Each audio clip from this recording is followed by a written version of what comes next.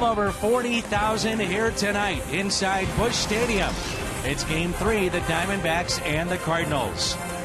With Al Rabosky, I'm Dan McLaughlin. Only 2 games to go before the All-Star break, and you know that Tony La Russa is asking his guys to push tonight and again tomorrow. No doubt about it. They've lost 3 straight games. So many things have gone wrong this season, and yet they're right there in striking distance. This is not a perfect ball club. At times they seem like they settle things and get things under control, and then something else will pop up. But you know this is going to be a very competitive second half, and I think it'll start right here as Tony will get the most out of his team. And when we come back, we'll take a look at history made today in Major League Baseball. History makers. Albert Pujols in that conversation when we come back.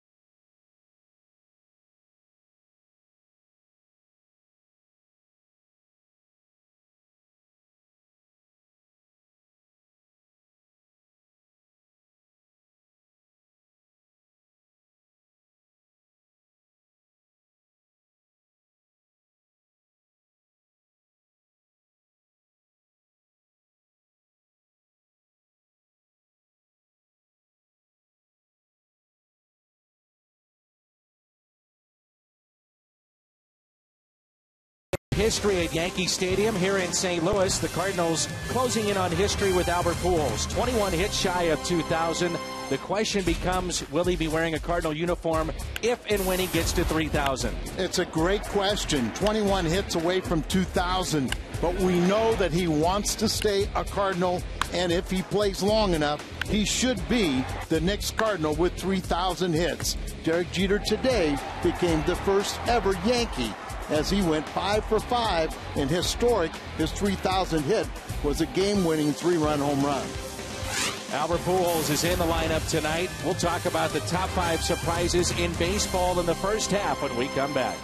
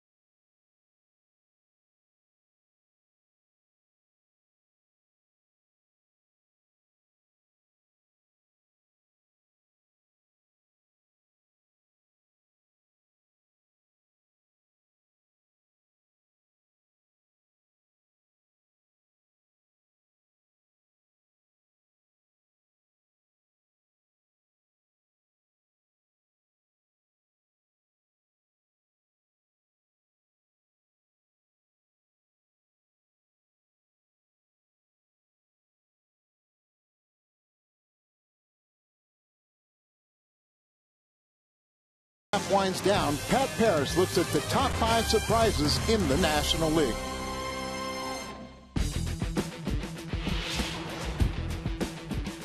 The Philadelphia Phillies are the favorite to win the NL East, but the Braves, Nationals, and Mets aren't going away anytime soon. Atlanta and Washington have two of baseball's better pitching staffs, anchored by rookie closers who have been lights out in Craig Kimbrell and Drew Storen. And the Mets are enjoying a resurgence from Jose Reyes. Philly is the team to beat, but they're feeling some unexpected heat. The headlines in Los Angeles haven't been about Clayton Kershaw's continued dominance or the resurrection of Matt Kemp. It's been about team owner Frank McCourt and how his reckless management has ruined one of the most storied franchises in baseball. New manager Don Mattingly has tried to keep the off-field distractions separate from the on-field production. Devoted fans during the Brooklyn days lovingly called the team Dem Bums. The phrase has taken on a whole new meaning in 2011. In 2008, Cole Hamels brought a World Series title to Philly for the first time since 1983. He was the NLCS and World Series MVP. Since then, Hamels hasn't been as dominating, and he's been overshadowed by the additions of Roy Halladay, Cliff Lee, and Roy Oswalt. Hamels has stormed back into baseball's spotlight, putting up some of the game's best numbers so far. He's become one of the favorites for the 2011 Cy Young Award and is now, once again, one of Philadelphia's favorites. The Diamondbacks and the Pirates were the two worst teams in the NL last year. Both teams changed managers this offseason, trading soft-spoken, easygoing skippers for tough-nosed, outspoken former players. And it's paid off. Clint Hurdle has the Pirates hovering around 500 at the break for the first time since 1997. Kirk Gibson, after a 15-22 start, has his Diamondbacks battling for first in the NL West. The West and the Central are both up for grabs, and Pittsburgh and Arizona are showing no signs of slowing down. Lance Berkman haunted Cardinal pitchers for the better part of a decade, but when the Cardinals signed him the past offseason, it appeared they might have grabbed one of the game's best hitters a few years too late. Retirement was never an option for Berkman, and now Lance's lighter and healthier physique has produced a remarkable resurgence. Berkman leads the Cardinals in home runs and RBIs and ranks near the top in both categories in the National League. The Big Puma plans on sticking around baseball a while longer, but how much longer can he carry the Cardinals?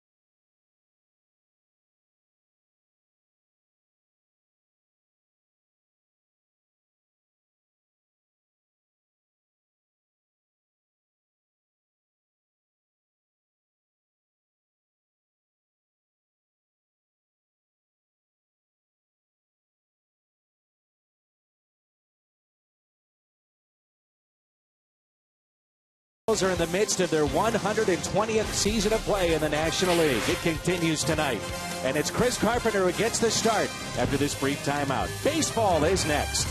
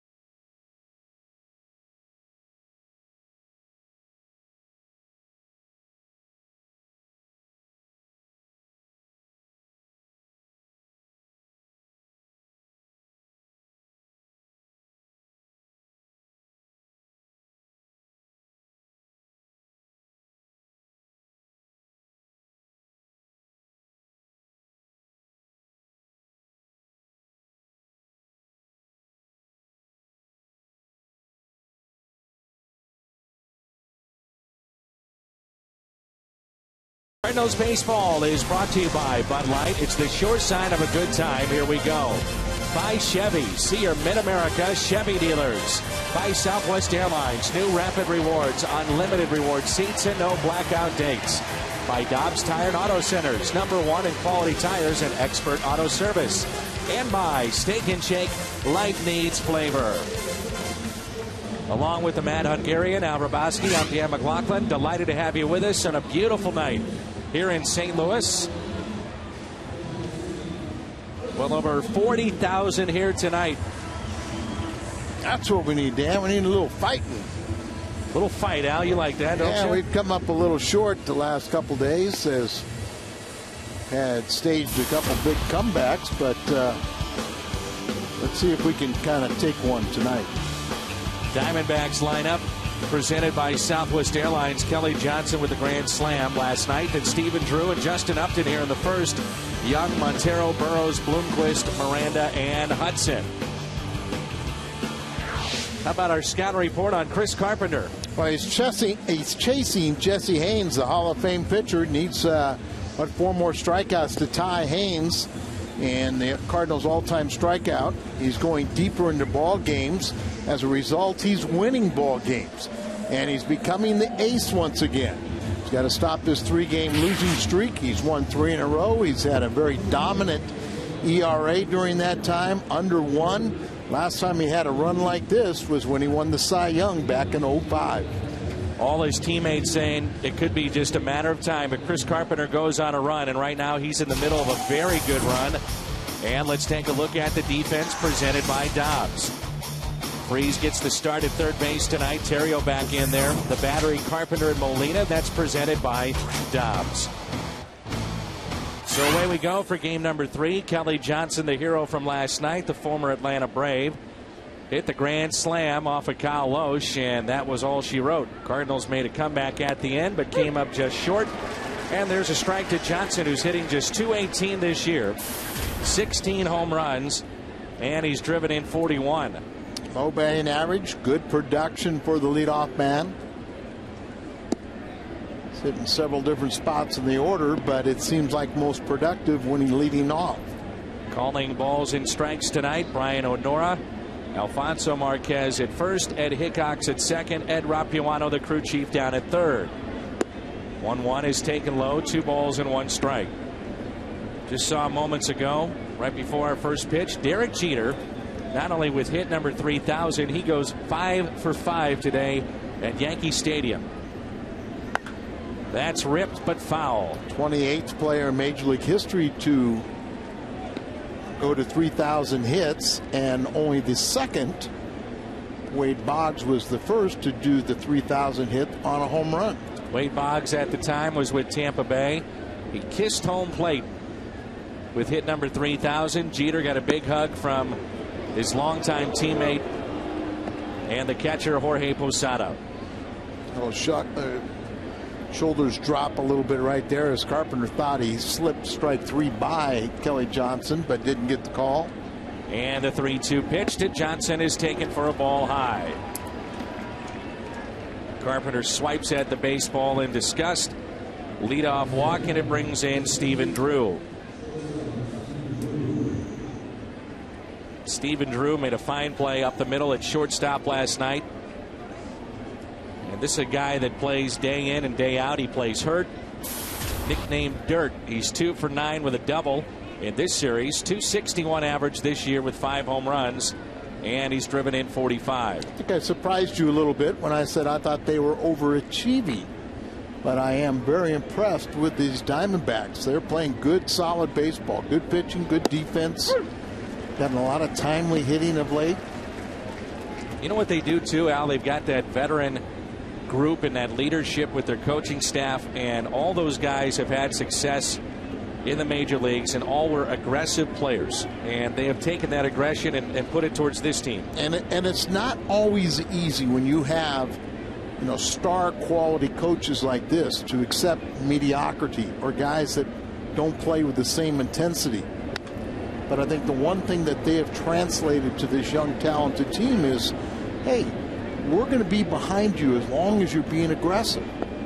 If you're going to play safety first, we're going to criticize you. But if you go out there and you attack, you're extremely aggressive. Sure, you're going to make mistakes at times, but we'll be supportive of you. 0-2 the count on Stephen Drew with Upton on deck. Short lead at first by Johnson. Next by Carpenter, taken way outside. The Cardinals, Fox Sports Midwest, and the state of Missouri are teaming up to help you stop smoking. For more information, call the Quit line at 1-800-QUIT-NOW. Did you ever smoke? No, Al. No. I should have asked you that question off the air, but I never did. I just don't understand that. One of the nastiest things, and boy, the best thing we could tell these young kids is don't get started. Here's a 1-2 pitch. Pulled foul. Seeing Arizona makes me think of Joe Garagiola, who's had himself a major difference maker, a campaign against smokeless tobacco in Major League Baseball. It's the nasty habit of a lot of the old players with the chewing tobacco, and of course decades ago they used to bring an old ball player, Bill Tuttle, around to show the effects of chewing tobacco, and that was enough to stop you from ever putting a dip in your mouth. 1-2 pitch. Hit out to center and positioned perfectly by Dave McKay and the coaching staff. Colby Rasmus in center field. There are so many charts on all these hitters and all these players, and Colby Rasmus probably didn't even have to move. He was positioned perfectly. That line drive off the bat of Drew. But of course that was kind of like a little lazy, sloppy curveball that was hit hard but right at the defense. Now, Al, it's safe to say you're old school when it comes to pitching and going deep into games and pitch counts, and I would assume you're not worried about the amount of pitches per game we've seen from Chris Carpenter. Not at all. Line drive out at second, double play. Schumacher, the quick turn on the double play, and the Cardinals coming up in their half of the first.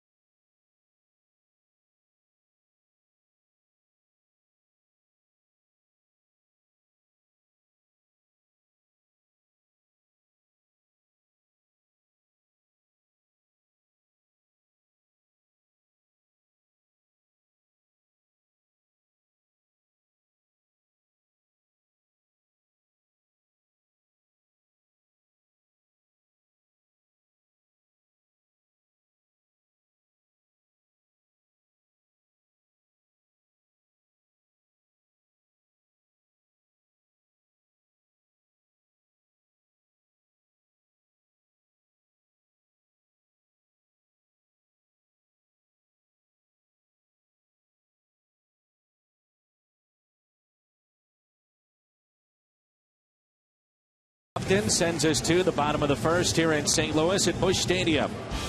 Tony La Russa's lineup brought to you by Southwest Airlines. Ryan Theriot, David Freese, and Albert Pujols.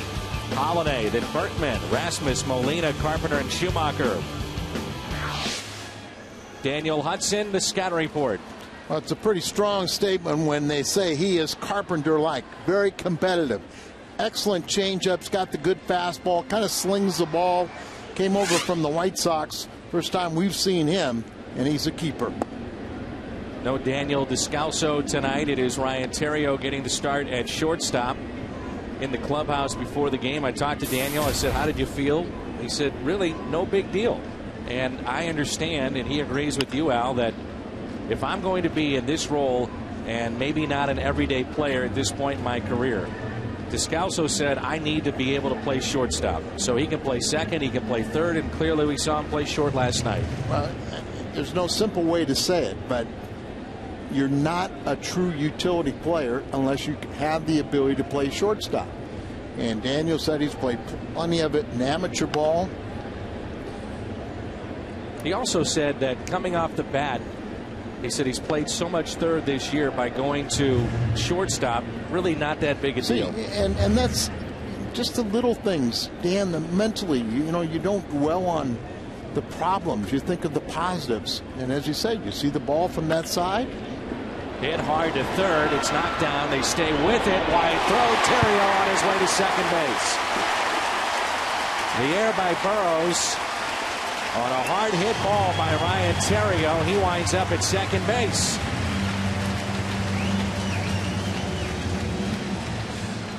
And Burrows looks to be shook up just a bit. Down at third base on this hot shot.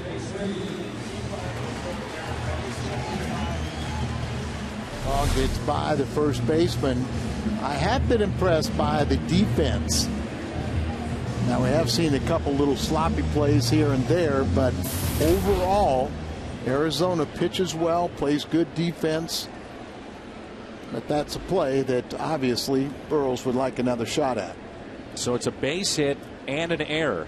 Kind of generous, to say the least. And now it's David Freese, and again you can see going inside on Freese, and we saw that in the first two games of this series.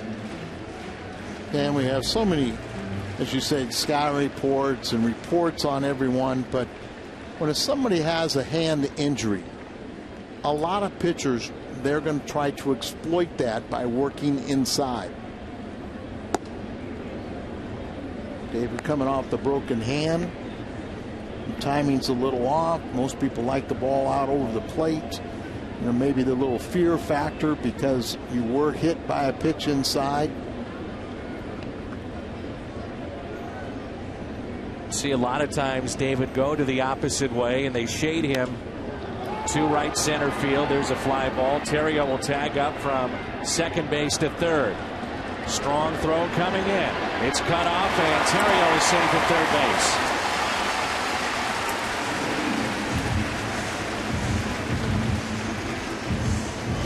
Albert Pujols will dig in. Here's a look at the defense. Bloomquist, Young, and Upton. Then Burrows, Drew, Johnson, and Miranda along the infield. In our battery tonight, it's Daniel Hudson, Miguel Montero. That's presented by Dobbs. Great scoring opportunity here. The Cardinals take an early lead. Albert missed the 13 games with the fractured wrist. 1 for 12 in his return. Outfield very deep for Pujols. Takes the ball low. Hudson has had a little trouble earlier in the season in the first inning before he settles down. Now we're talking about Albert Pujols potentially getting to 3,000 hits 5 or 6 years. It's not that far away if he continues with the current pace that he's on. Right now 21 hits away from 2,000. And this is year number 11. 11th year. He's 21 hits away, so not inconceivable for him to average nearly 200 hits per season. So 6-7 years would probably be pretty realistic. 1 ball, 1 strike on Pujols. And all things indicated, if he signs with the Cardinals, it would be of that duration. Runner at third, less than 2 outs. Scored 6 out of 16 times. That's it. A little surprising, isn't it? Yes, it is. But you know, this year has been a little surprising too. Now his numbers after a very slow start, into 17 home runs and 47 RBIs. You know, they're obviously low by his standards.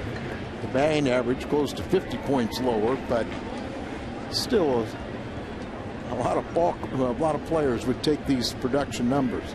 The 2-2 pitch. Ground ball, foul. Cardinals all-time hit leaders. No surprise, Stan the Man, then Brock and Hornsby, Enos Slaughter, Red Schoendienst, and Albert Pujols. Those are the numbers as a Cardinal. This gives you an idea. Just one more hit away from tying the great redhead. A 2-2 pitch. Pujols rips it into center field, and it's 1-0 Cardinals. RBI number 48 for Albert Pujols as Theriot scores the run. 1-0 St. Louis.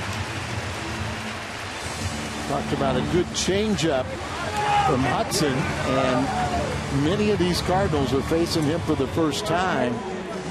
He might have gone to the fastball one time too many. Slings it up there, but it's down right in the middle. Nice little piece of hitting. Didn't try to do too much with it. Solid line drive out to center, and the Cardinals take the lead. So tied with Red Schoendienst on the all-time hits list in St. Louis. That ball scoots away from Montero, and moving up on the play, Albert Pujols to second. More than likely a wild pitch, but could have been a little better effort, as we've seen Montero stab at a few balls and get lucky. Not this time.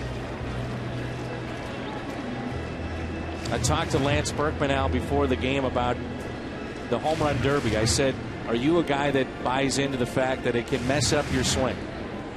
He said no. He said, no, I hear other guys say that. He said it sounds like a good excuse for a poor second half. Well, Mark Grace, and remember when Prince Fielder was named the National League captain, the Arizona Diamondbacks were in Milwaukee, and he told me that Prince Fielder asked Berkman if he wanted to participate, and he declined and recommended Holiday. And I asked Lance, why did you decline it? And he said, do we want to win this thing? That's what he said to me. He said, I told him I shouldn't even be in the same hitting group with Matt Holliday. He said, if you want to win this thing, go get Matt Holliday. And there's a look at what he's done with runners in scoring position this year. But that's the kind of self-deprecating humor that a guy like Berkman has, and it really lightens up the mood of this clubhouse and this team. No doubt about it. And he can make fun of himself. So when he has something instructional that he wants to impart to a teammate, you know, he can do it with that same type of humor. He can kind of get on somebody else, get the point across, and no one's offended because he makes fun of himself also. So if Lance says it shouldn't mess up your swing, I'm going to buy into that, because he's been in 4 of them. He's done that 4 times already in his career. I just find so much of this game is your mental approach. And, you know, some guys just worry and think that it will. Obviously, you can get fatigued, and when you're out there and laboring, you pick up bad habits. Holiday went, strikeout, no argument from Matt. First strikeout on the night for Daniel Hudson.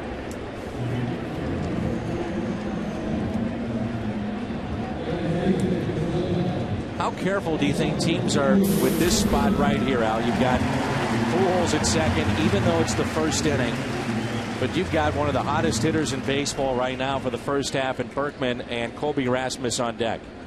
I think the game has changed so much in that sense, where people want to pitch around people as early as the first inning instead of just attacking the zone, trusting that, you know, that you're going to get people out, your team's going to score you runs. I think when you pitch around people, you just invite big innings. 1-0 lead thanks to Pujols. Here comes the 0-1 pitch to Berkman. Taken for a ball inside. 1 ball, 1 strike with 2 outs and a runner at second base.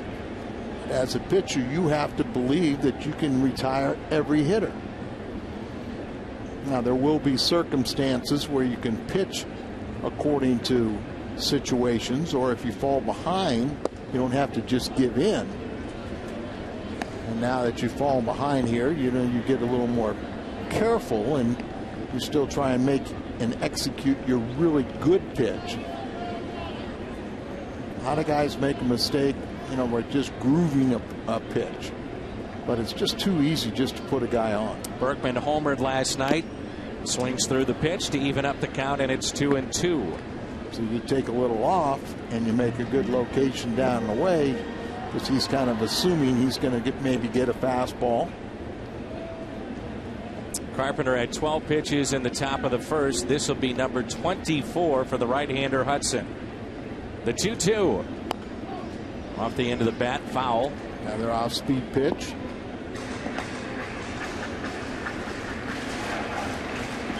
To give Lance Berkman a lot of credit coming into this season in great shape.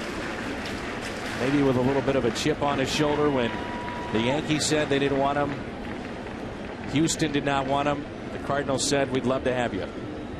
He came ready to play from day one. Inside, 3-2. And Dan, I think a lot of people maybe in Houston kind of got a wrong impression, saying, okay, you had a bad year, you really got yourself in good shape. Part of the reason for his bad year was he missed all of spring training, tried to come back too soon from the knee surgery. Absolutely. You think about, for a hitter, how important it is to have that base. No doubt. If you don't have that base, you're all arms and that power is gone. The weight shift that Berkman has talked about that he needs to have is gone.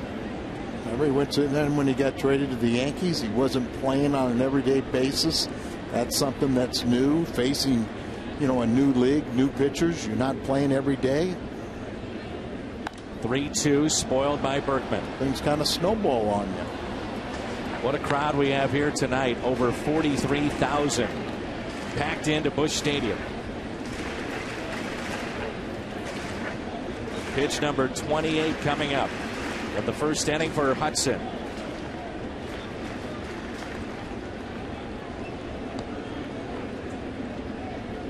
Three-two pitch. Berkman rips it, but foul. Ball away, something off speed, and then you kind of bring something inside, but it's far enough inside, the only thing you do is pull it. Down the right field line and in the bleachers in right, it is hot. Sun is bearing down on those fans, and on the left side of the field for us, down that left field line in the shade. 10th pitch of this at bat coming up to Berkman. Another fine at bat by Lance Berkman, draws the walk. Inning is extended to Colby Rasmus. Remember, the inning started with a play that very well could have been made by Burrows. Terrio was given a hit, then the error by Burrows. Wild pitch didn't help either.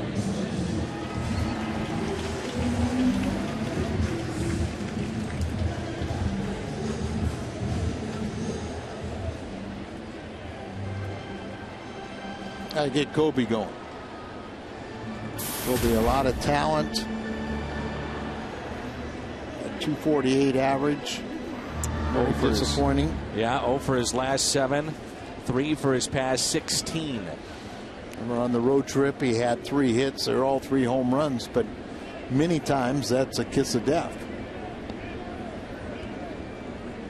2 on and 2 outs.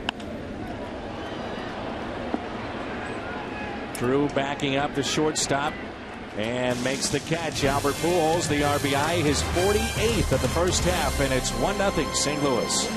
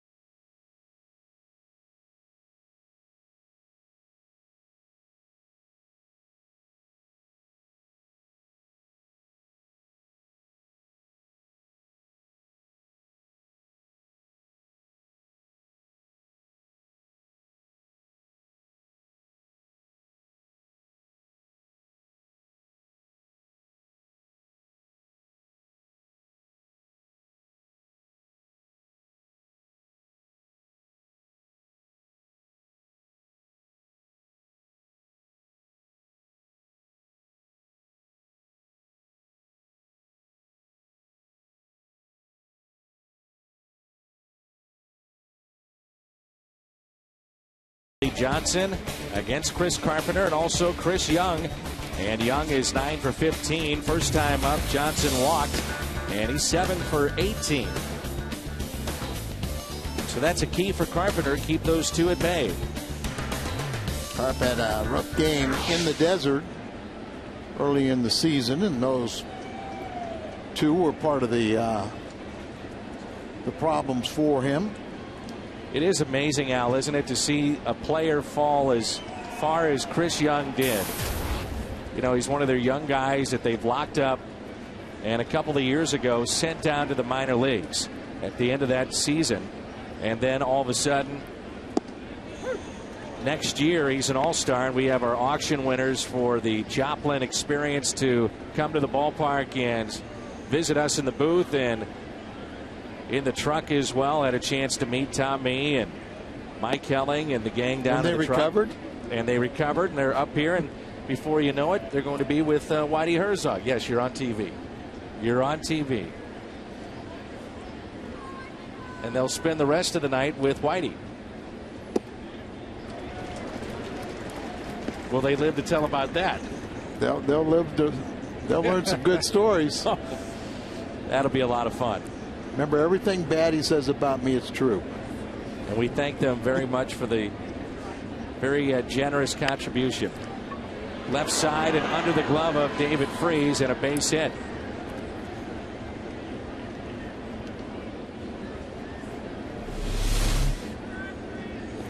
Kind of a hanging, looping, breaking ball.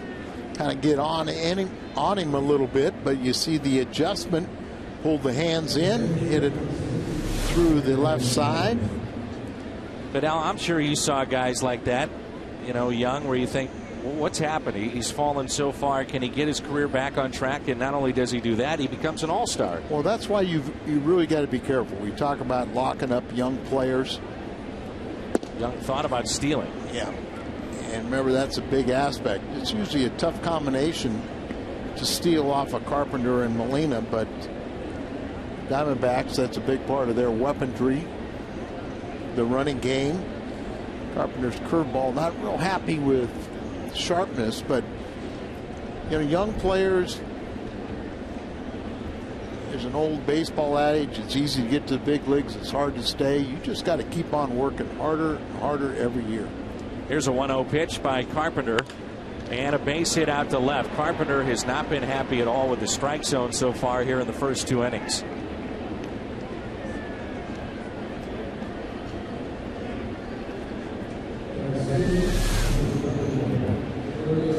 Down the way, but you know, low ball hitter goes with the pitch. And part of being a pitcher is being realistic. You know, I mean, there are times when you mentally, physically, you do everything you want to do, and a guy beats you. You know, you can't beat yourself up. You just got to give him a little credit. Maybe it gives you a little more revenge the next time, or you say, I'm going to pull my neck and make sure it doesn't happen again. There are other times you throw a pitch, it should be hit. But sometimes the hitters are just a little better than you, that given at bat. Now Burrows bunting. It's a good one. The sacrifice. Carpenter makes the play, and covering first base Pujols. So sack 1-3 on the play, and Bloomquist will be the hitter, the left fielder for the Diamondbacks. It's the bunt down, perfectly placed. Two men advance into scoring position.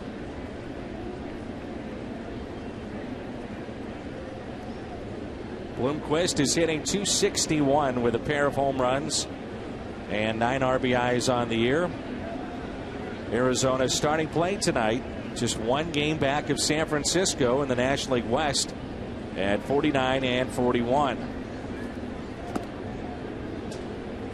Cardinals, meanwhile, at 47 and 43, tied with Pittsburgh, and one game back of Milwaukee. Cincinnati is 4 out. One thing about Arizona, they played well on the road. They're in the middle of this 10-game road trip, and they're 4 games above 500 away from home. Got off to a very slow start. They revamped their bullpen. They cut down on their strikeouts.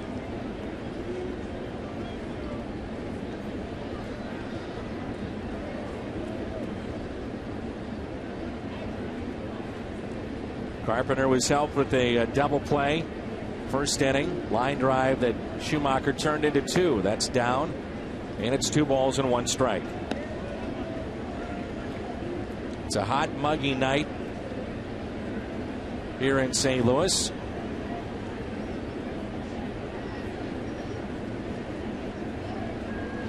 And Busch Stadium is packed tonight.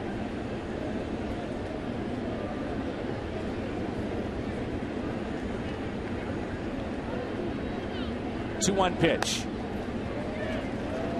Pujols is way off the line, but playing in over at first base. Freese is in a few steps at third, but close to the line. Middle infield stays back, and Carpenter would love to strike out here. Talked about that he's chasing the Hall of Famer Just Haynes for 5th spot on the Cardinals' all-time strikeout list, and he could use one right here.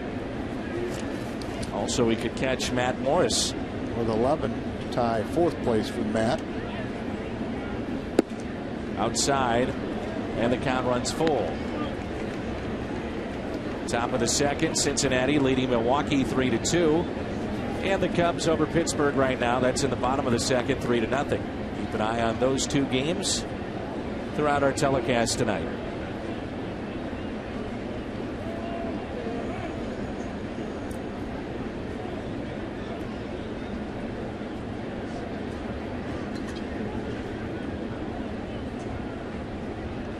The 3-2 pitch. Line drive down the right field line. Foul. Not by much. 3-2. We'll do it again.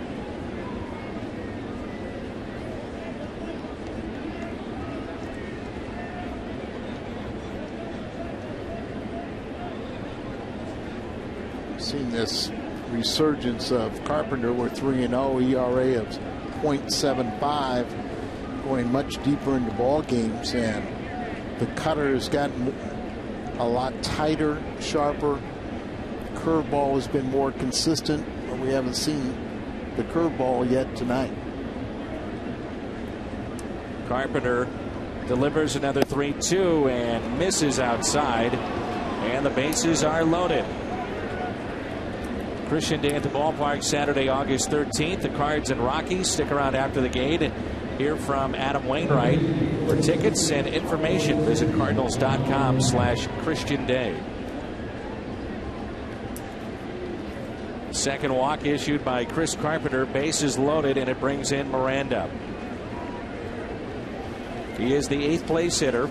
First baseman, only hitting .216. He's hit 7 home runs. He's driven in 23. For his last 30 at home. 1 for 4 last night, and has hit .206 in his last 11 games. There's a curveball that he flips over.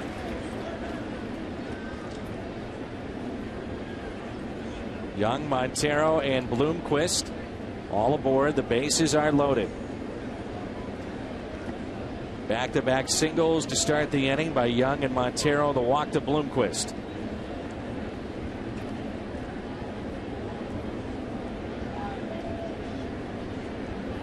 The 0-1 pitch tied him up. Nasty pitch.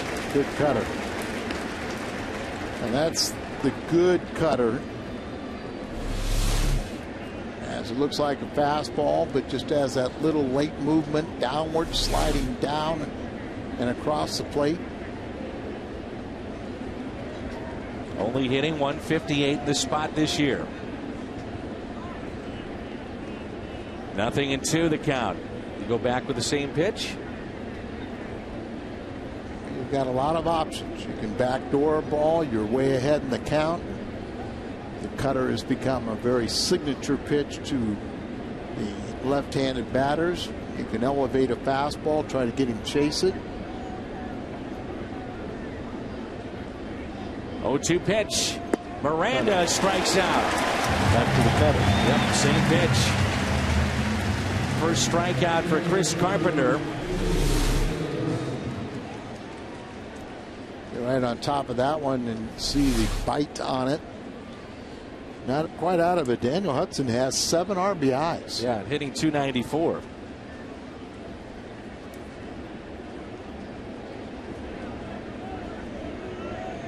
But you will take your chances. You're Chris Carpenter. You think you can defeat any opposing pitcher. In the air to center field. Rasmus coming on. He won't get it. And it gets by him. 2 runs will score. Here comes another. And Hudson delivers on a ball that scoots by Colby Rasmus. And Arizona has a lead 3-1. Base hit, 2 RBIs, and an error on Rasmus.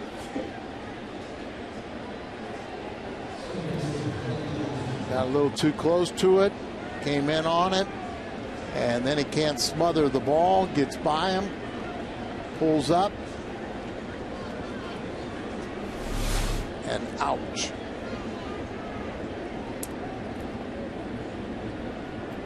Top of the lineup, and now Johnson with a runner at second base.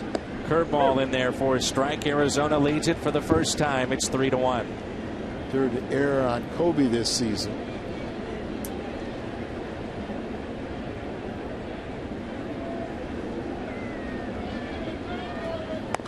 Oh, 2.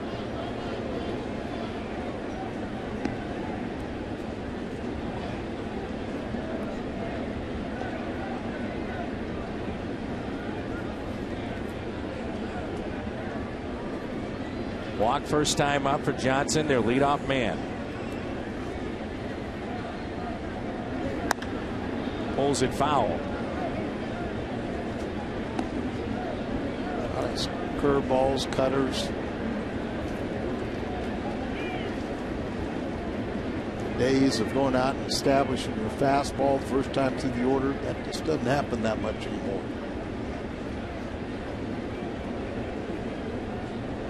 Johnson in his second year with the Diamondbacks, and a swing and a miss. Carpenter gets his second strikeout, but Hudson delivers, and Arizona has the lead.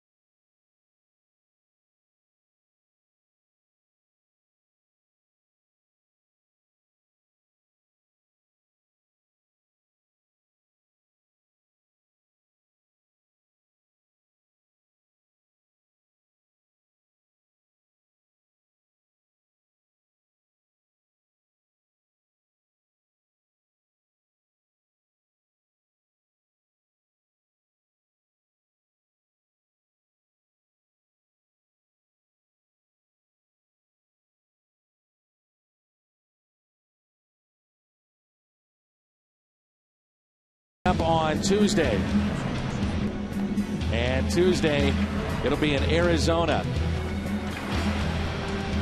That's the All-Star game. It's coming up on Fox, and that'll be at 7. The X Factor is during that broadcast as well.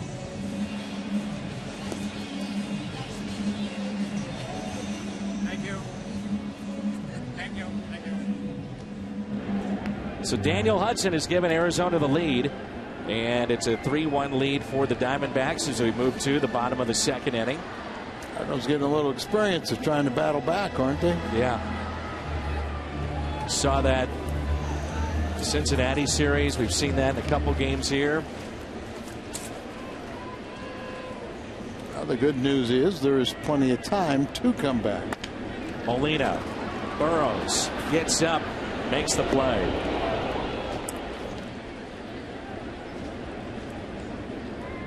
So Yadier Molina is retired, and it brings in Chris Carpenter. And again, Tony La Russa batting the pitcher 8th tonight.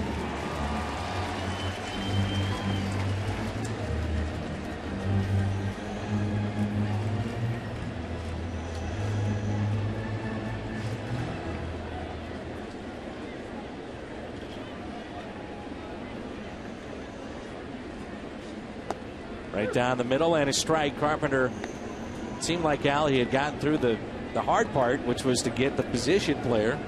Then you're 2 outs with the bases loaded, and then the pitcher, Hudson, got him. And you said it, watch out for him. He can hit. Sure enough, he delivers 2 RBIs, and a 3rd run came around on the air by Rasmus. And there's no doubt that Carpenter is aware of that. Whoever stands in that batter's box, you've got to give them respect, pay them their due. Carpenter strikes out, 2nd of the night for Hudson. It brings in Skip Schumacher.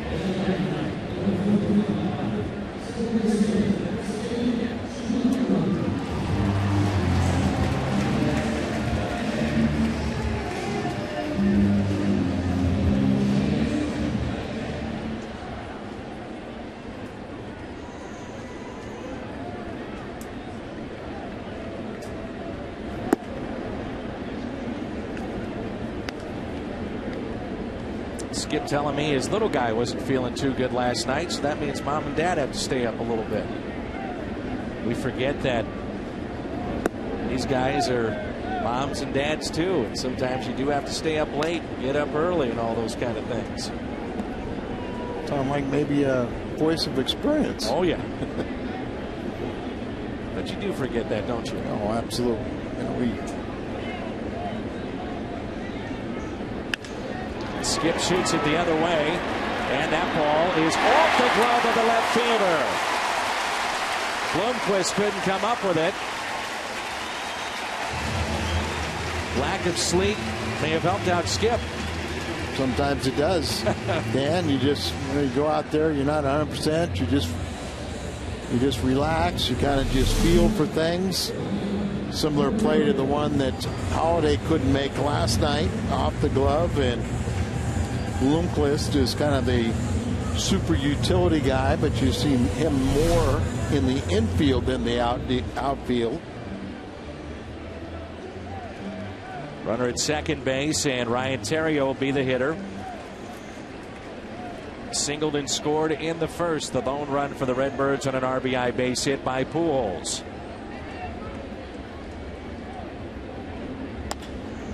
Lifts it in the air to center field. Going back, Young. And he makes the catch. Skip Schumacher with the double, left stranded. Drew, Upton, Young coming up.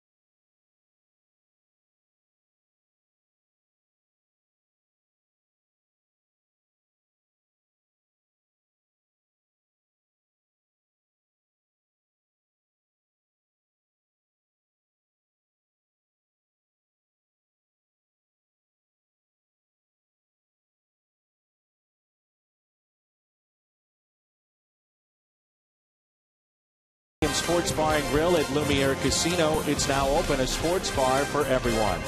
And by Taco Bell, right now offering $20 admission vouchers to Live Nation concerts. Beautiful night here in St. Louis with the Mad Hungarian Al Raboski. I'm Dan McLaughlin. And a packed house here tonight at Busch Stadium. That catches the outside corner. 2, 3, and 4 in the lineup for Arizona. And it begins with Stephen Drew. Drew flied out to center his first time up.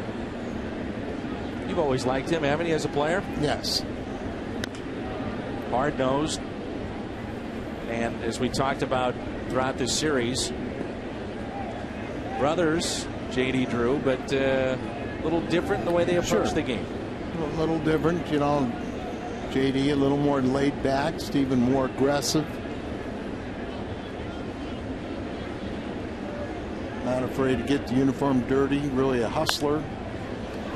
Plays good defense, you know, gets a lot of triples, it seems like, you know, where he's hustling.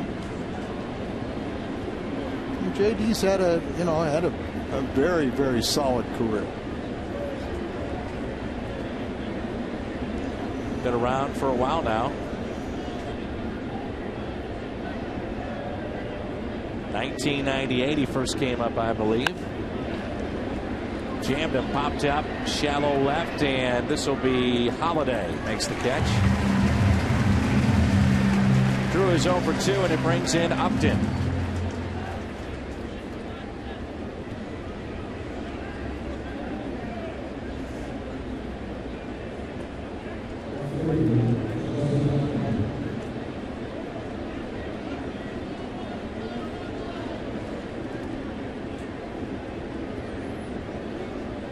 Upton with a double play off his bat first time up as he lined out to the second baseman Schumacher. Up and in.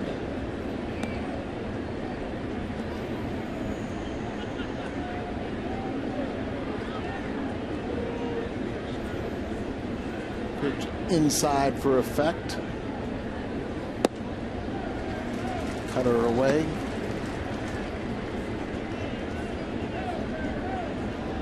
Albert Pujols, if you're just joining us, a line drive to center, hit number 1,980, tying him with Red Shandy's for 5th on the all-time Cardinals hit list. Popped up, long way to go for Pujols and Schumacher. Berkman is there, it drops in, and this could be a double. It will be. Justin Upton can fly, and he's at second base. It's well placed. You can say that again.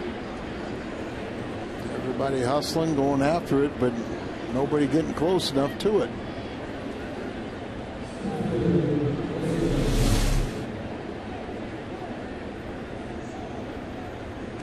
Batting forward, just kind of got up there. You see Albert go back.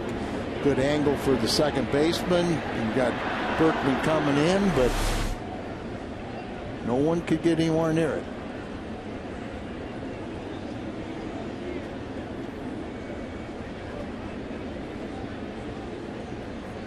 Runner at second base with one out.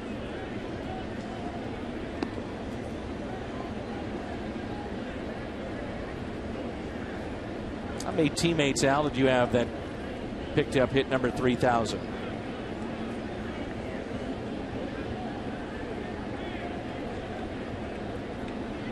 Well, when I played with him, I never saw Lou or George Brett. Did not see their 3,000. I always regretted that. But those two. So you never actually saw the hit of number 3,000. But you played with Brock and you played with George Brett, two Hall of Famers. Right. It was with Kansas City when Lou got his 3,000 hit with the Cardinal, and with Atlanta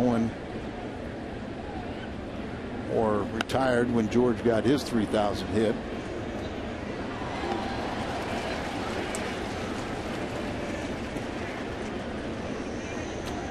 Derek Jeter with number 3,000 tonight.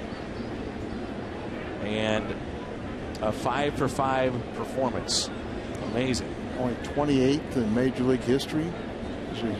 indication how rare.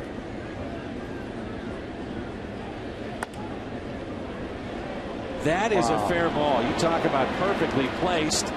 They're going to wave in the runner. Pujols will throw into second base. Hits it back-to-back doubles. And you couldn't place those any better. 4-1. Upton and Young, back-to-back doubles. Upton almost forgot to run. He was standing at second base when that ball got by Albert. So far off the line, just inside the line, and some days you kind of go out there and you see your snake dead. Now, what is going through Carpenter's mind right now? A ball that was hit into center field, nearly caught by Colby Rasmus, that would have saved 3 runs from scoring, and then back-to-back bloop doubles.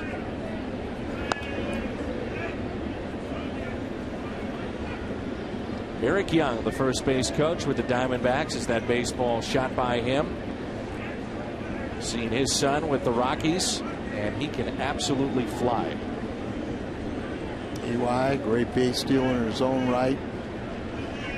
Good quality person. 0-1 pitch. Make it 0-2. Dan, you get into a game like this, and you're Carpenter, you really mentally have to battle. You can't just give in. You just can't just say, hey, it's my day. You just have to go out there and say, okay, they got 4 runs. They aren't going to get the 5th. We're going to come from behind.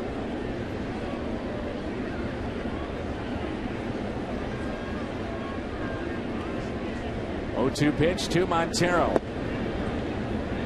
Montero with a single his first time up. Look back a couple of weeks ago, a bit surprising that Roy Halladay and Chris Carpenter both were in the top 3 of hits allowed. Early in the season, for a while, Carpenter was leading the league in hits allowed. 2-2. That run of 124 pitches or so per outing, he's extended it to 4 straight or thereabouts. That all started kind of in an effort to kind of keep him into a game long enough to get a win, because he wasn't getting much run support. 49 pitches right now, and you really don't worry about a pitch count with what we've seen with Carpenter.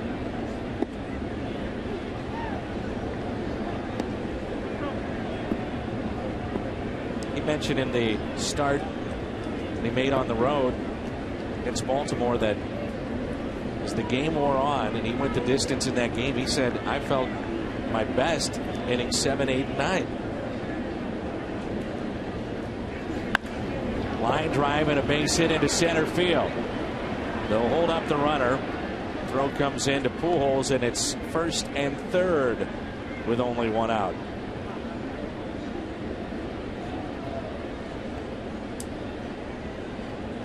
Kind of surprised there a little bit that they did hold up the runner. Why not challenge Colby? Colby has been throwing much better here in the last month or so, but 4-1 lead. You've already won the first 2 games of the series. May want to challenge. It's kind of another ball up out over the middle of the plate.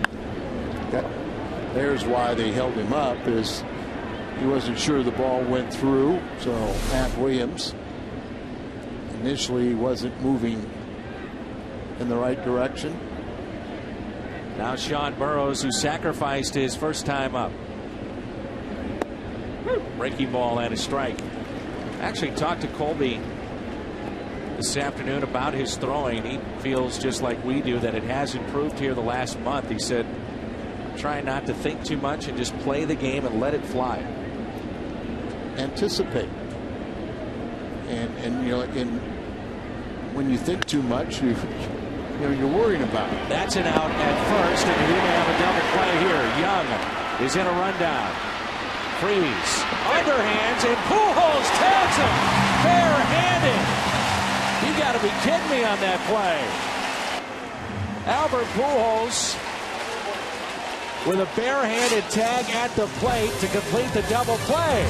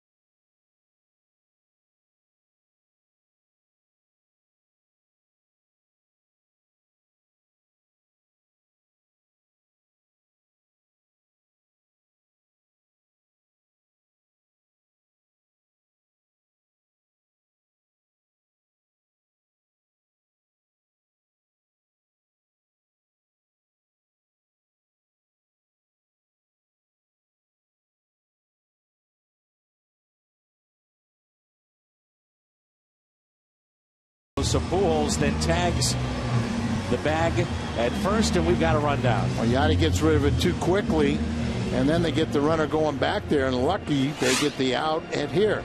Run them all the way back to third base. You would have had 2 runners there. You'd have your automatic out at third. And here, like you said, the barehanded play, very risky, but they pull it off. So you're telling me, Al, that's not how you draw it up? No.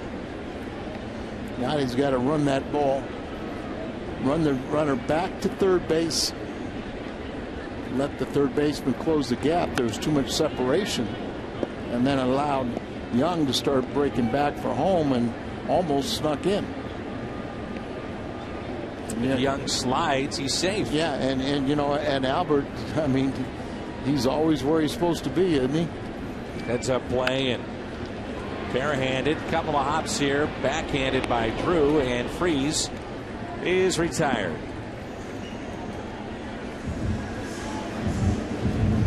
If you have a question for us, go to carsoup.com/Cardinals and send us your email the booth questions. Albert has been active here tonight.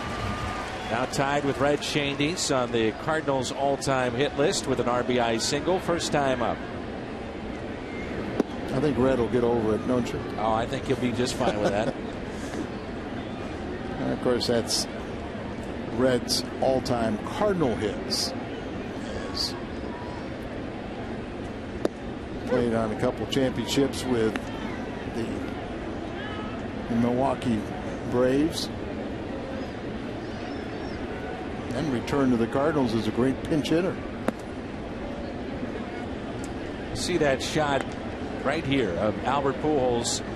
The backside seems to be moving forward, doesn't it, Al? A little bit more than we're used to. A little more collapsed. That back knee. Noticed that last night. I would think the most relieved guy in hit number 3,000, once it's done, the official score.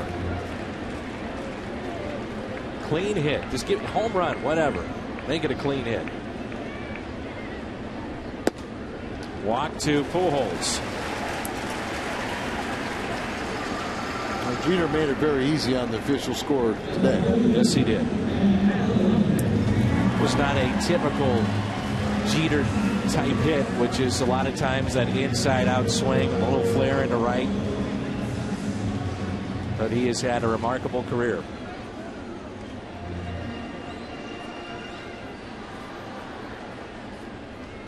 A tumultuous offseason as his negotiations were going forward, and became very, controversial. Very public, too. Very, very public. And he did not want that to happen. And you wonder if now this is behind him and he takes off in the second half. Very, very deep for Matt Holliday. The 1-0 pitch. 1 ball, 1 strike.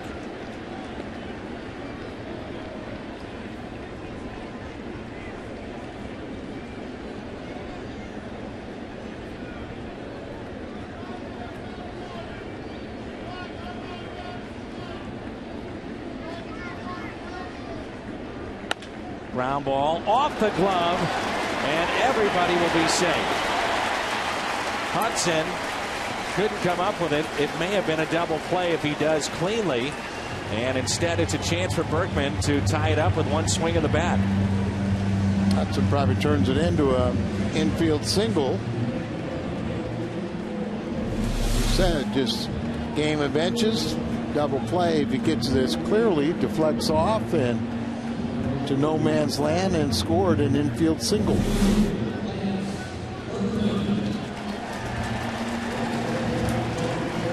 And that's the break the Cardinals need.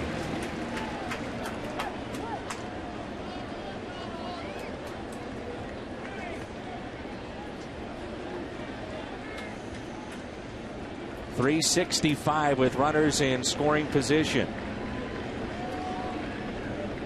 Runners at first and second for Berkman.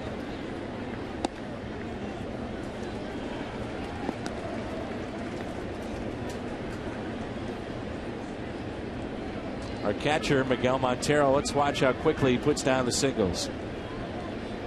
You get that, Al? Sure. I might cross you up, though. Bat into the seats.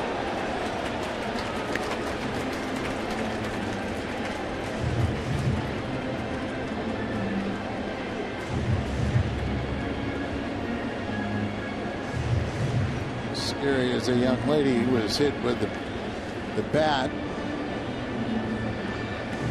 Hopefully okay. Lance wears those gloves, but we'll probably seen him throwing the bat more than anybody else. And we talked the other day about how loose his hands are. 1 ball, 1 strike on Berkman. Hit out of play.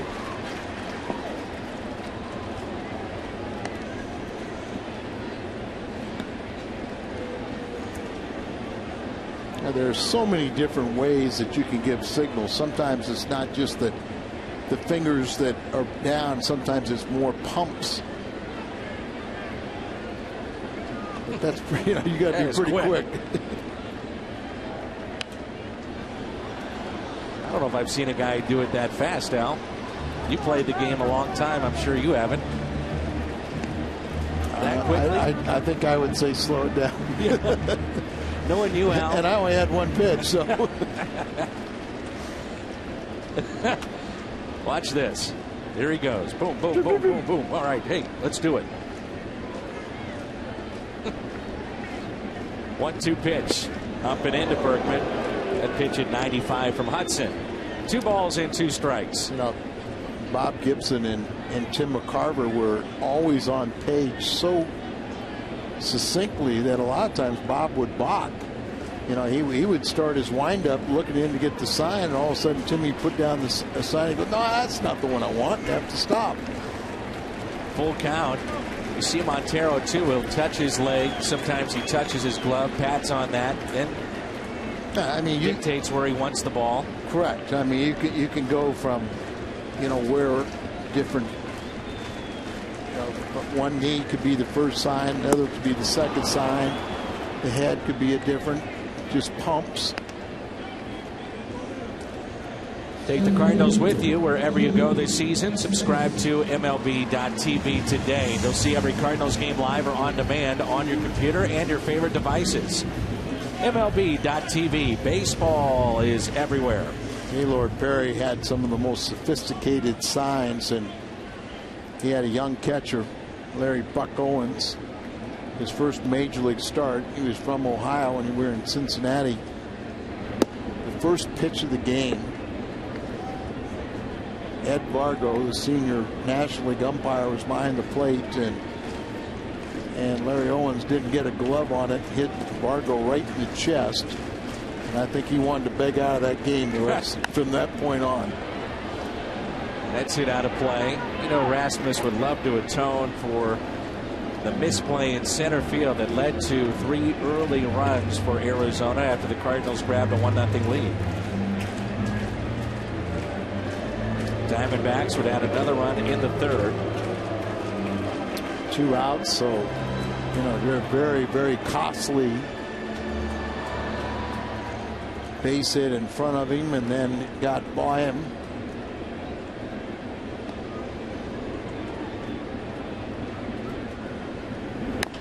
Colby, a ground ball right side and foul to the Canadian Baseball Hall of Famer Dave McKay.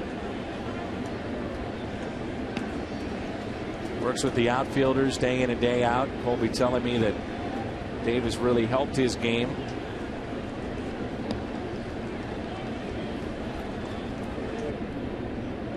One ball and 2 strikes.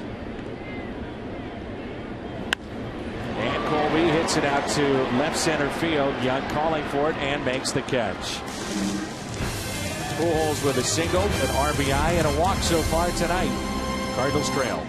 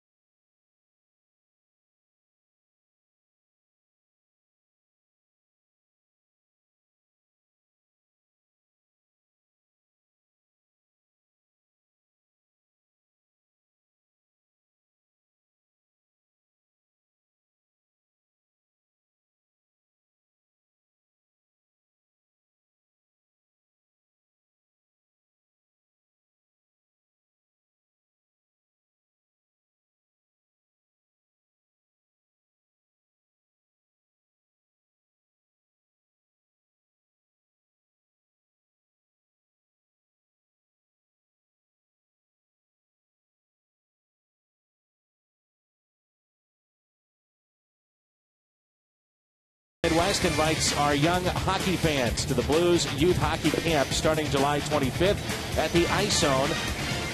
And it's for ages 5 through 12. Players, coaches, alumni will be there. For more information, go to stlouisblues.com.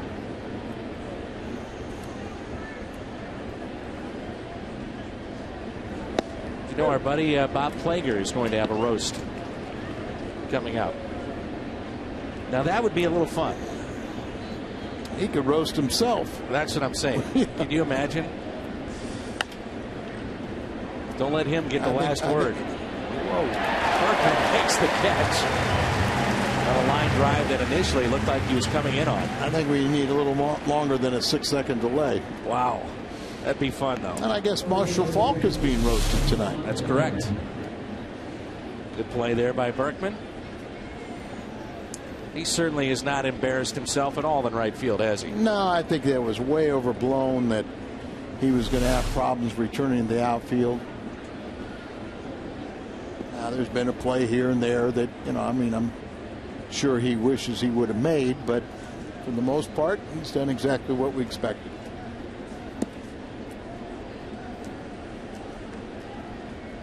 Ball 1-2 on Miranda.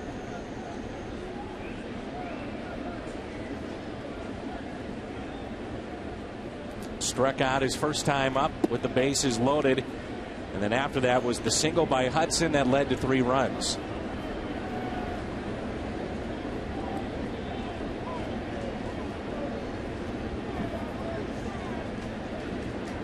Not much to cheer about so far tonight. Cardinals trailing 4-1. We took the big crowd right out of it early.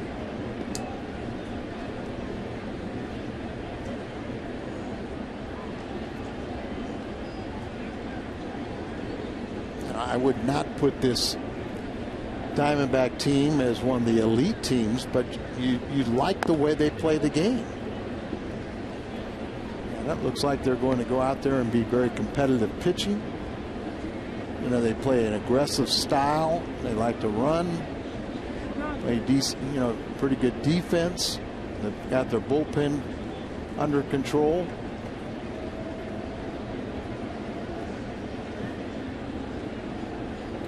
Two. Some young, talented players, but you wouldn't really say that, you know, there's no real stars, superstar type, you know, players. Got players that can eventually move into the upper echelon, but they play as a unit. 3-2 pitch. Misses down and in.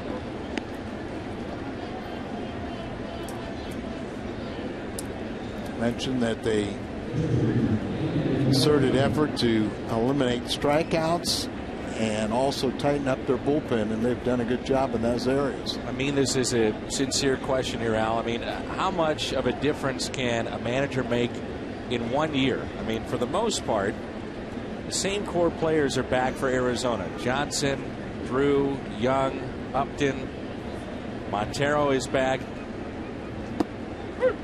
But yet, you know, manager can't go out and throw strikes or hit for you. And there's a look at what the Diamondbacks did last season. But you know, how much of a difference can a guy like Kirk Gibson and that staff make? Well, I think they can make a lot of difference, particularly on a short-term basis, when they have the personalities that they have. That they're just not going to tolerate certain things. The most demoralizing aspect for a young team is to thought about going to second, get the sure out at first. You know, battle, get leads, and then to have them lost late in the ball game, that just destroys and demoralizes. You know, a manager can't do anything with a strikeout. Nothing positive happens in those areas. So you really change things, and you tell guys that, hey, if you play aggressive baseball, you do this my way. You know, you don't be afraid to make mistakes. I'm gonna be supportive of you. I think a manager can have an instant impact, especially with the caliber of that coaching staff. I mean, that's a strong personalities there that, you know, are very fair, and guys that were everyday players and great players, but they don't belittle guys that don't have the same ability level that they are. They try to make them better. Well, I asked some of their personnel, tell me about your bullpen and why it is better this year.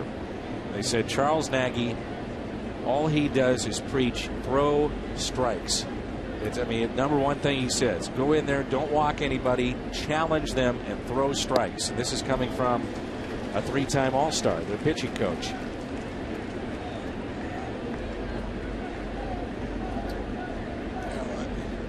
If you're striking out all the time, you can't move runners along. If you're out there walking people, your defense can't help you. So I mean, it's just simple little things. You know, we talked about Pittsburgh, the great story with Pittsburgh. I think Clint Hurdle has done a great job coming in there. His personality and type of guy that, you know, has got a gift of gab. You know, he's got a lot of bull. But for a young team, he can get those guys to believe in themselves over, you know, a course of time. They've had talent over the years. They just never have developed. They've never gotten any better. 2-2. Look at this list of coaches that they have. Gibson, Don Baylor, Charles Nagy, Alan Trammell, Eric Young, and Matt Williams. 3 MVPs, you know, being home run champions. You got good, solid players, stolen base champions. You got guys that just knew how to play the game and played it well. Guys that won World Series. Yep. That's another aspect, too. Alan Trammell was not given the best team in Detroit. I think we all know that. But many people around baseball will tell you, for what he had and with the young people that he was dealing with not a lot of talent, but guys that had a high upside, he really got the stage set for Detroit to have some success. I never hit Baylor, but I've been hit by him. You're one of the guys that never hit him, huh? Catches the outside corner, and Johnson doesn't like that call. Carpenter hasn't got that strike all night.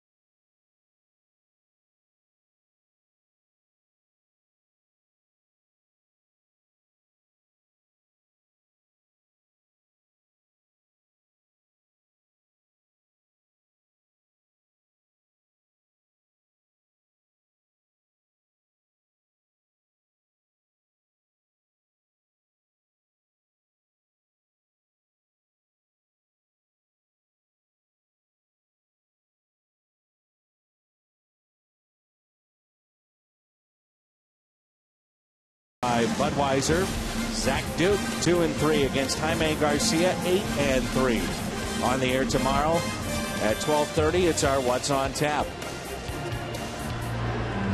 There's been talk about an extension out for Garcia, but no official word yet, unless you are holding back information that I must know about. No, but I believe contracts should be between the players and ownership, and I think the best ones are the ones we just read about after they're consummated.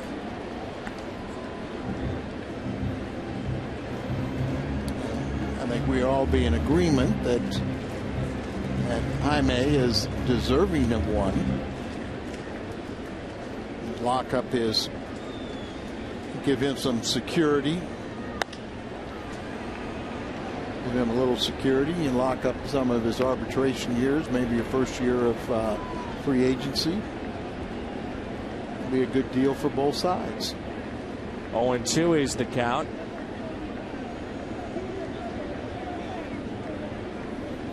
(4-1) Arizona. Molina, Carpenter, and Schumacher here in the Cardinals' half of the fourth. Throws the bat at it and it rolls foul. Well, we see him do that a lot just to stay alive. Little smile on his face. Not a broken bat.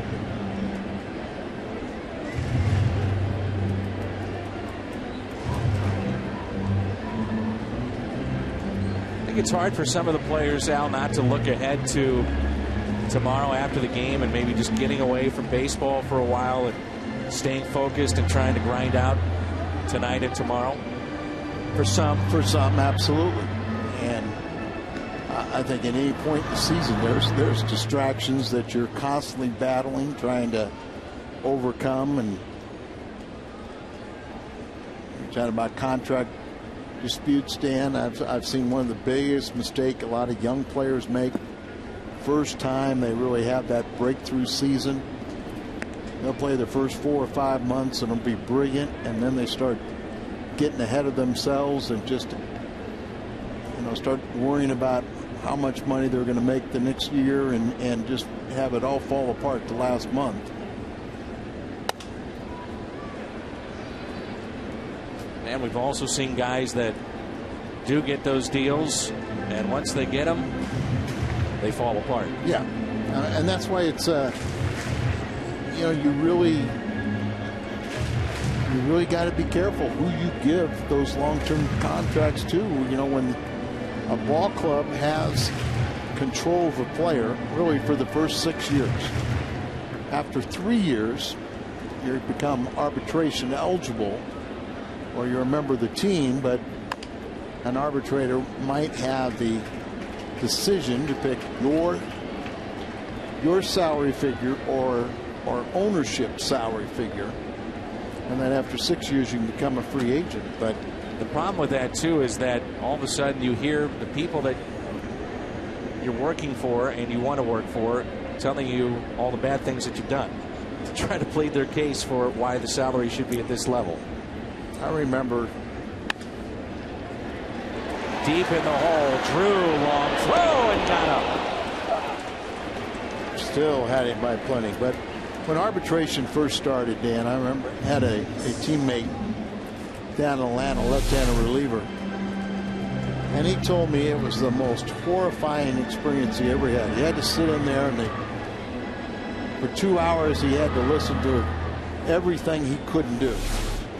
And back then the money wasn't that great. And I said, well, you won the case and you're getting about $100,000 more. And he goes, yeah, but they said all these things. I said, I could sit there and listen to a lot of trash for $100,000. It really wouldn't bother me. And the numbers are a little different now too. Yeah, it's it's almost out to right center field. This ball will get down off the bat of Chris Carpenter on his way to second base with a double.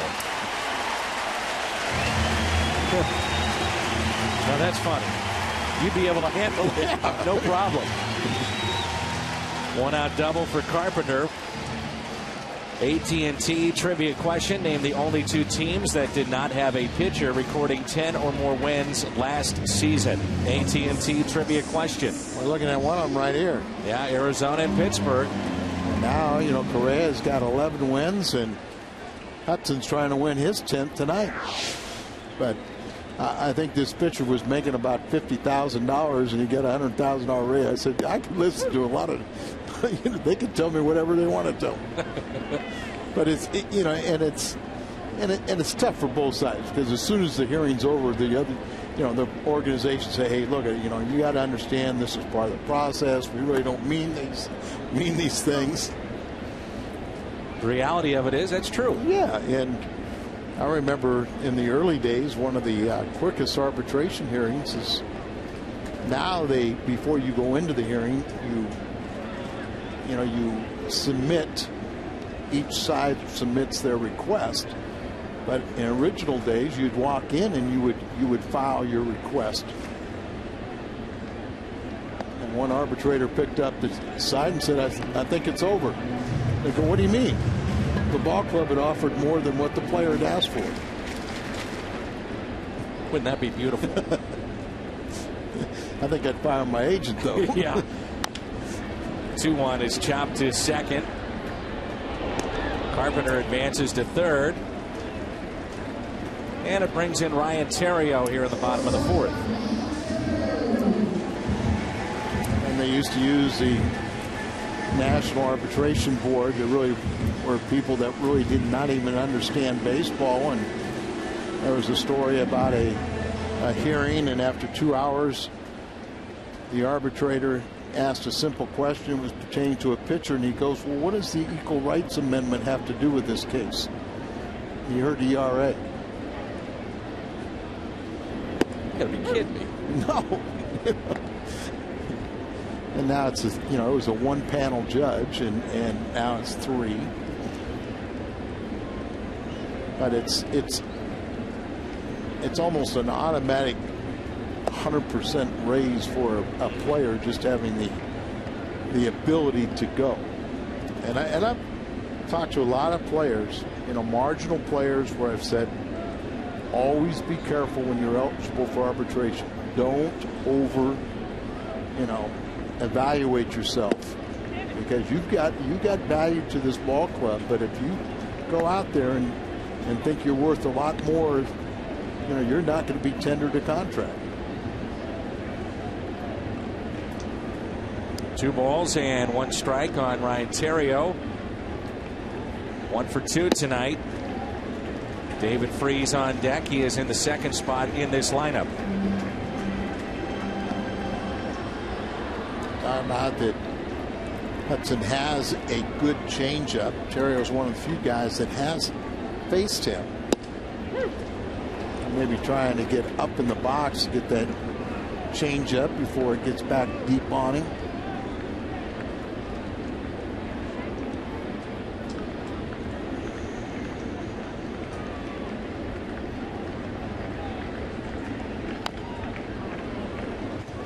Out in front on the changeup, just got a piece.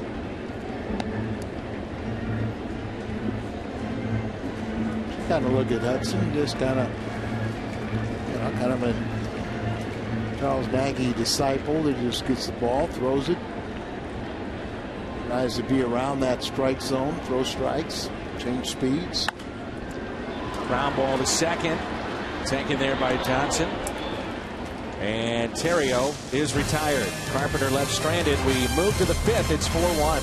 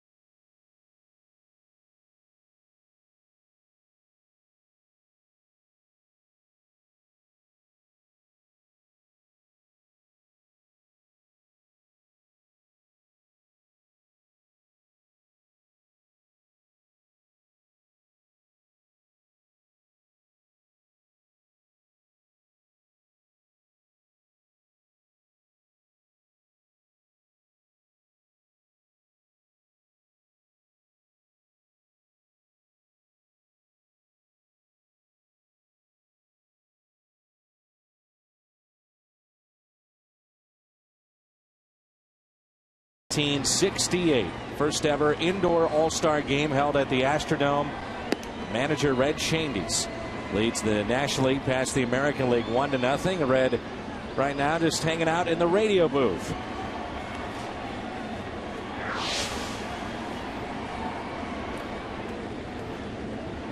Tonight it's Mike Shannon and Jay Randolph with the call over on KMOX. John Rooney's going to be doing some radio during the All-Star break and the game, and so he's already out in Arizona taking in the sights and sounds.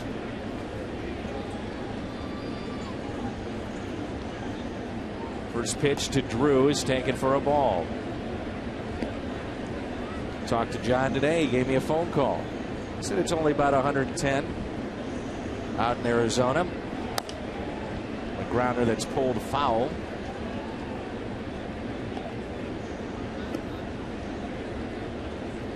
Supposed to be a little warmer tomorrow, but a lot of difference in humidity. But you know, this is summer in St. Louis, and really we've been lucky. Popped up. Backing up David Freese, foul territory, and makes the catch.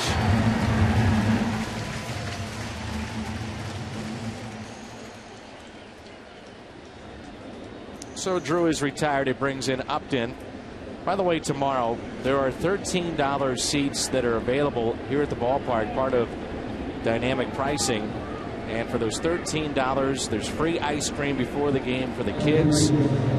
Kids 48 inches and under receive a free ticket to Six Flags. Kids can run the bases after the game. Jaime Garcia looking for win number 9.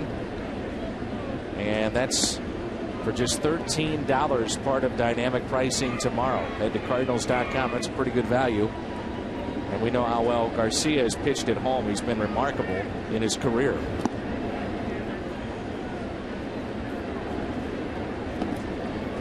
Kind of have to watch and see. I've always been intrigued to see how many starting pitchers lose games out of the bullpen on the final day before the All-Star break. You know, they're not anticipating. You know, they're kind of set in their mode that they're going to be a starter. They got that time off, and all of a sudden the manager said, "Oh, I want to pitch you out of the bullpen, keep you sharp," and they do something they're not accustomed to doing. Fourth walk issued by Carpenter to go along with 3 strikeouts. 77 pitches here this evening. And you know that's not Carpenter. Brings in Young, who is singled. He has doubled.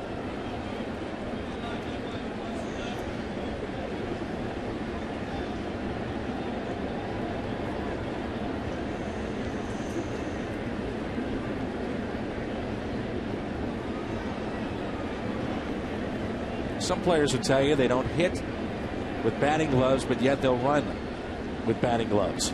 Or that wrist guard, you know, because they'll put their hand down when they slide and try to prevent an injury.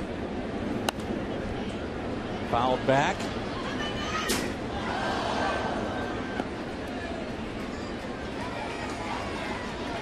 Albert's kind of wearing a apparatus like that now. When he's on the base pass,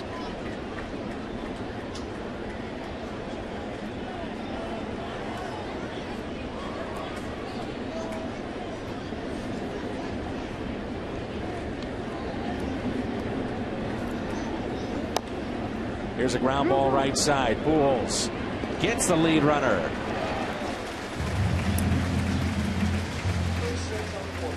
Not thrown hard or hit hard enough for turn 2. Aggressive play by Pujols to get the lead man Upton, who runs quite well. Spins right there. Great confidence in his throwing ability. See the umpire right there in perfect position to try and get a good look. A lot of times the umpires will just go on sound as well as sight. But you saw there, you know, where he put that left hand down in his slide, and that's why he wears that wrist guard to protect it.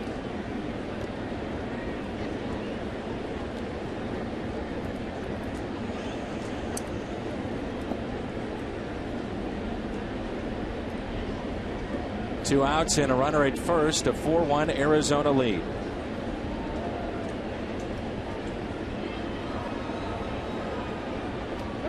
Runner goes, and no chance for Molina. Easy steal, standing up for Young.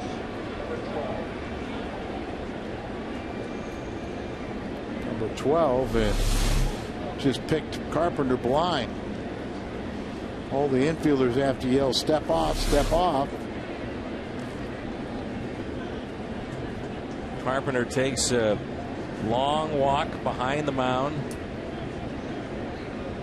A lot of times, indication of lost concentration, and it's also not a quality of Carpenter. 1-0 pitch. Past Molina off the top of his glove into the backstop. I'm not sure if he was crossed up or just flat out missed it. Now, the Gold Glove, you'd have to think he was crossed up, but aren't getting any indication. He was moving like it was going to be a cutter, and it might have backed up a little bit as he moved inside and the ball. But he didn't go out to talk to Carpenter. But Cardinal battery kind of helping them manufacture a potential run. 2 balls and no strikes with 2 outs. Montero broken bat, and Schumacher makes the catch.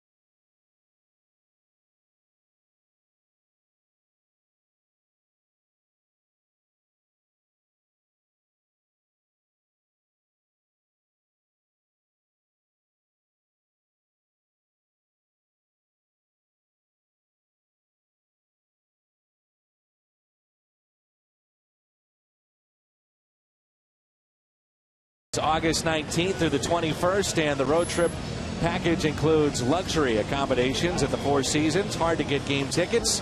Chance to mingle with some of the Cardinal players after the game. 800-892-7687. Visit Cardinals.com/vacations to find out more.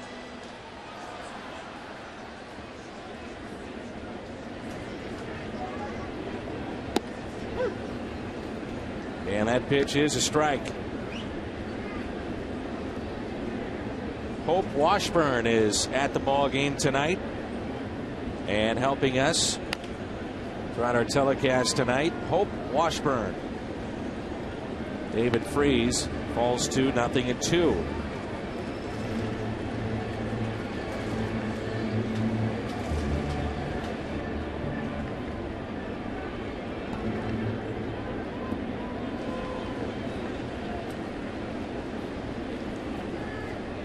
Here's an 0-2 pitch to David Freese.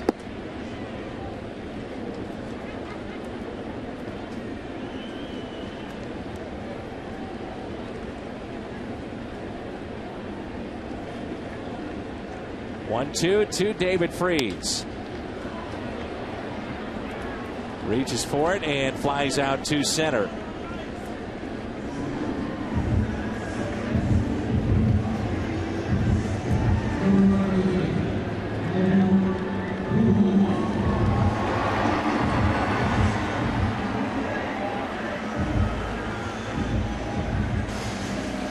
Here is Albert Pujols. Pujols single and an RBI. He's also walked.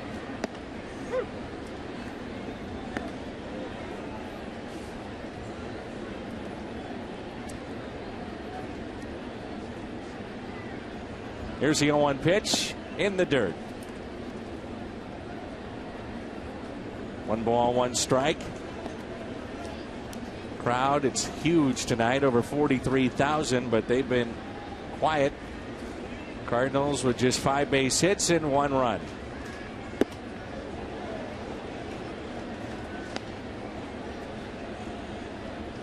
Cardinals need to come out and see this game. You got the All-Star break and then what, a 10-game road trip.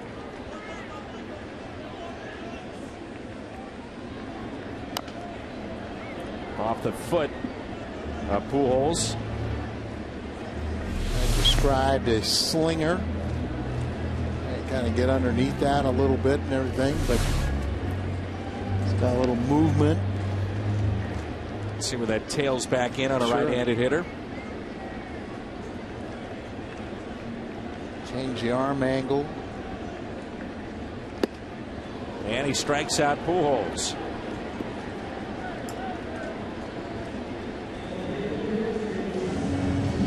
That's 4 strikeouts for Hudson.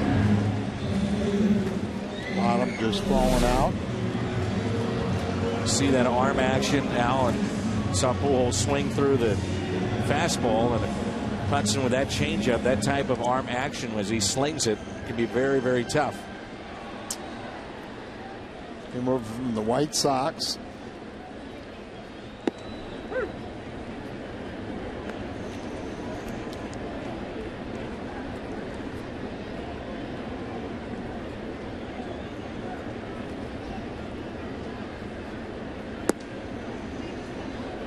Oh, 2. It's involved the Edward Jackson trade, so 2 pretty good pitchers exchange teams.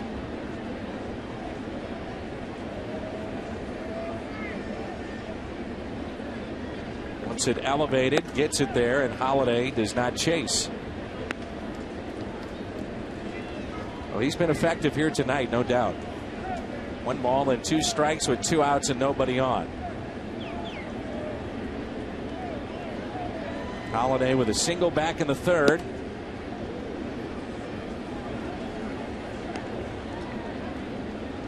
Looked to be a pretty good pitch. Sure did.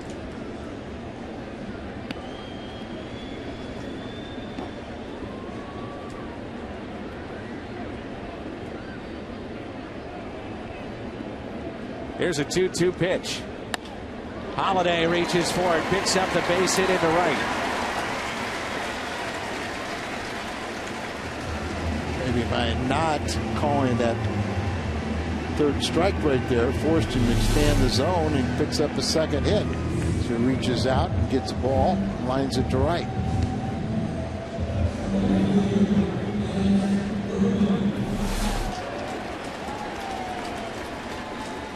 Here is Berkman.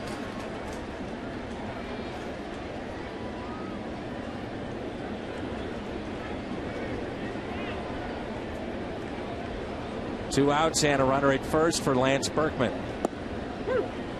Strike at the knees on the outside corner.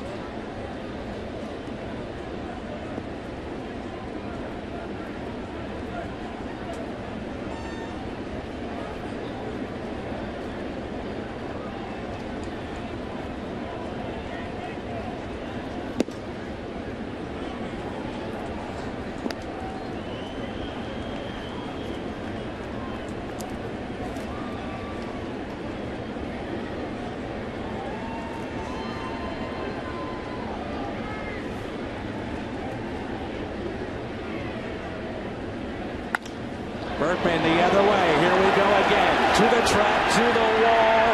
and that ball is caught.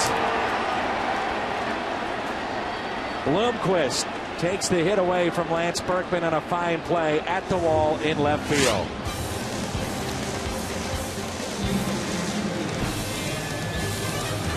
(4-1) Arizona.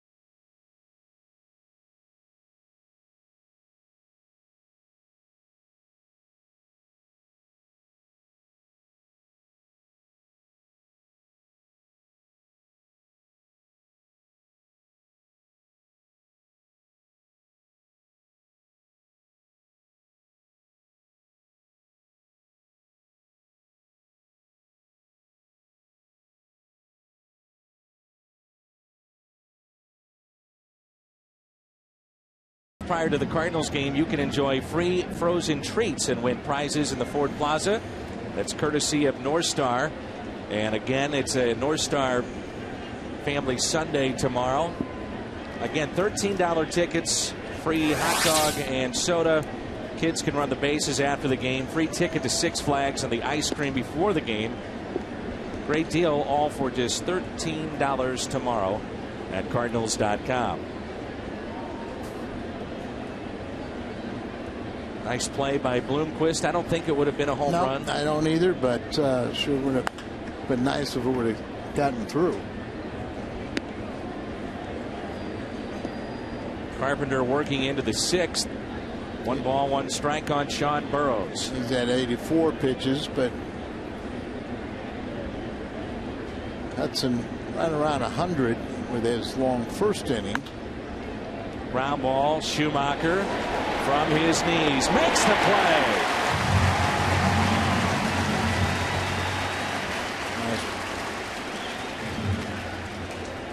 Good defense here in the last couple of moments here at Busch Stadium. Bloomquist with his catch out left, and moments ago, Skip Schumacher. Skip goes to his left, scrambles from his knees, got that strong throwing arm.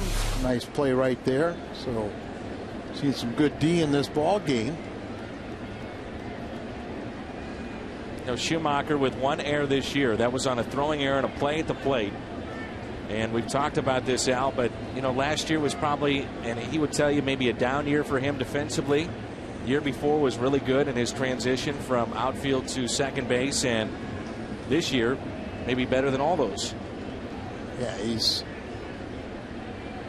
remember he had a tough situation, you know, missed 40-plus games, you know, with an injury.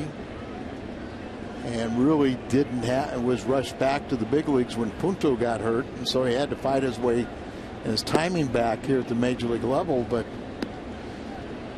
played another month or so, and now he's starting to get right in the swing of things offensively and defensively. One of his gloves, he's got the names of his kids stitched on his glove. Players will have their nicknames on there or just their last name on it. Skip has got his kids stitched on it. You don't question Skip's effort or anything that he does. He's a real professional. Another chance for him. Off his glove and into right field. It's a base hit. Different hop on that one.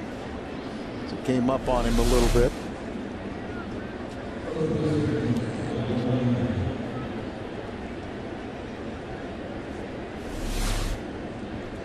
Keith Korn Oberman is with us, working in the truck. Not the Keith Oberman, but another one, and he does. They're not the same? Not the same. He does a tremendous job for us. No. Talking to him, I thought they were.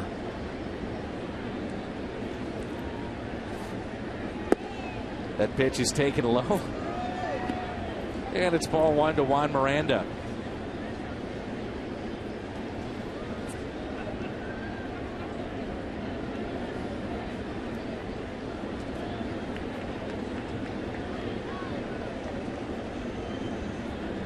Danny Martinez, Tom Mee, Mike Helling, Brian McCann with us day in and day out.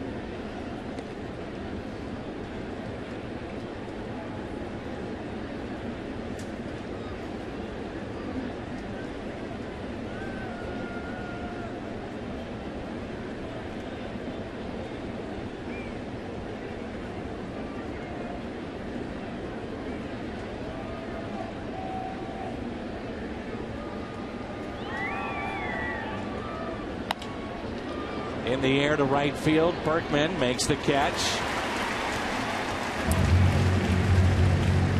Miranda's out number 2. Build-A-Bear Workshop Day at Busch Stadium. And it's a Build-A-Bear honoring the one and only Stan the Man. Sunday, August 14th, 12,000 fans ages 15 and under will get that Stan the Man Build-A-Bear. There's giveaways all 3 nights of that series and the Sunday day game against Colorado. So if you're thinking about coming in for a weekend series, may want to look at the Colorado Rockies. Good opponent and great promotions. Get the Medal of Freedom on the Build-A-Bear, right? That's right.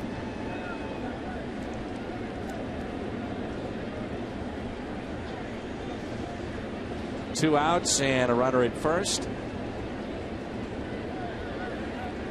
1-0 pitch to the pitcher, Hudson. Arguably has the biggest hit, Al, in this game. No doubt in my mind. Single, 2 RBIs. Ball got by Kobe for 3 runs to score. It was all in the second inning with 2 outs. That's the difference in this game. 2-0 pitch. Up the middle, and Hudson does it again. The pitcher, Hudson, with a sacrifice and 2 base hits. Came in at 294. He's 2 for 2 in a sacrifice. Got the average up to 333 now. Pitchers can't help their own cause, and ball right back over the mound, and that was waist high as it went by Carpenter.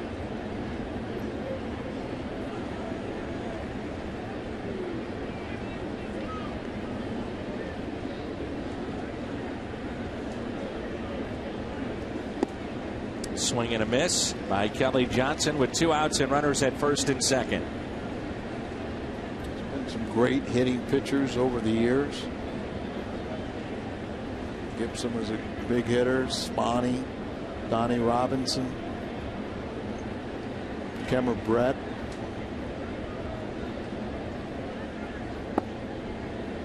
And then you got Dean Chance.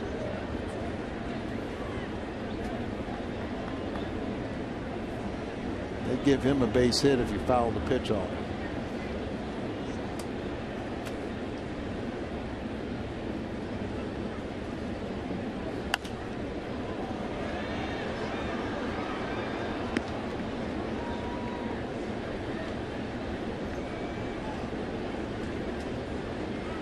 Most consecutive 115 plus pitch starts. 2011. Weaver, Hernandez, Halladay, and Chris Carpenter right now 4. It's very deceptive. I remember we had a stat last time out that Carpenter was the first Cardinal pitcher since 1950 to throw like 124 pitches in 3 consecutive starts. Well, you had guys back then that would go 9 innings and a lot less pitches.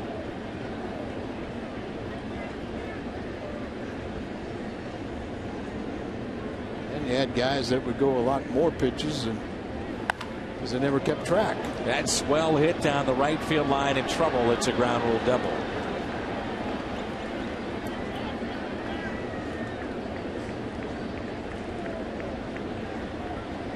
Carpenter and the Redbirds actually catch a break with that going over the wall. 1 run is in. It's 5-1.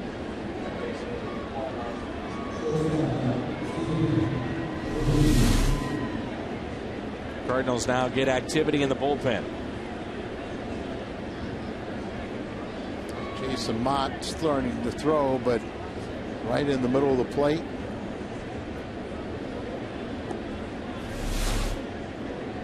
Duncan out to talk. It's a 99th pitch, but 9th hit allowed. He's got the 4 walks. There's Mott.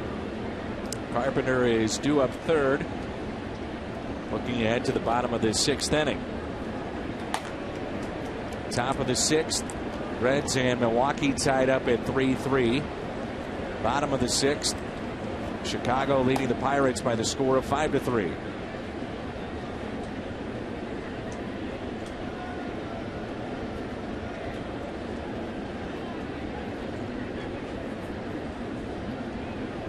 Stephen Drew, he's flied out to center, flied out to left, and popped out to third. Center field, Rasmus going back and makes the catch. Colby leads it off when we come back.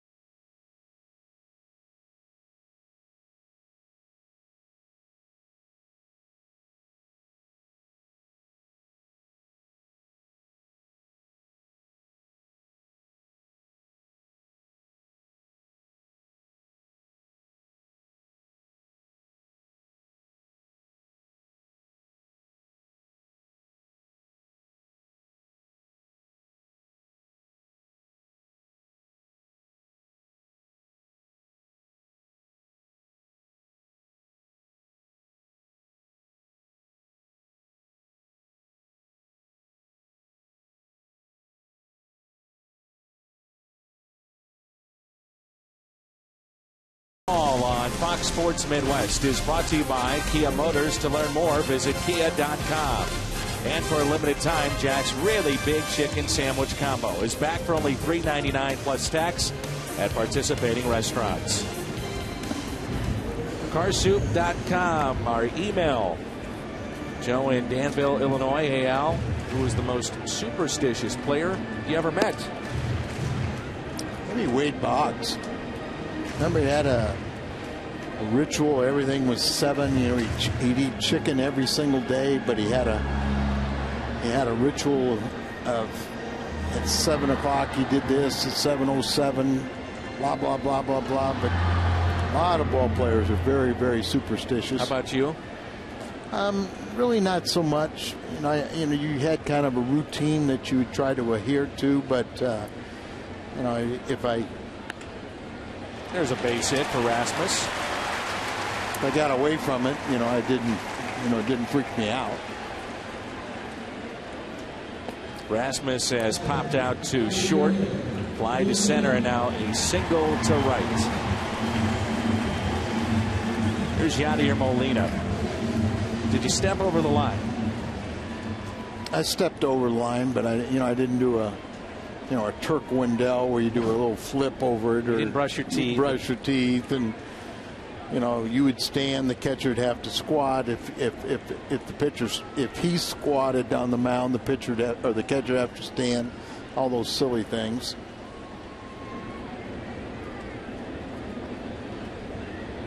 Runner at first.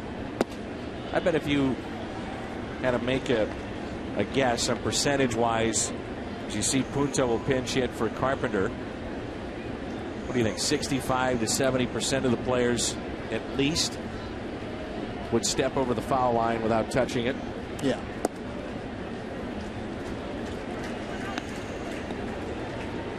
We watched the players catch the ceremonial first pitch.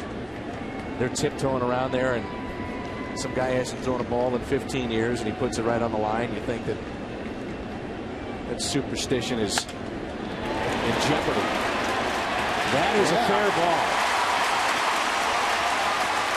Looked like it was right on the line. A little double. And Molina is aboard.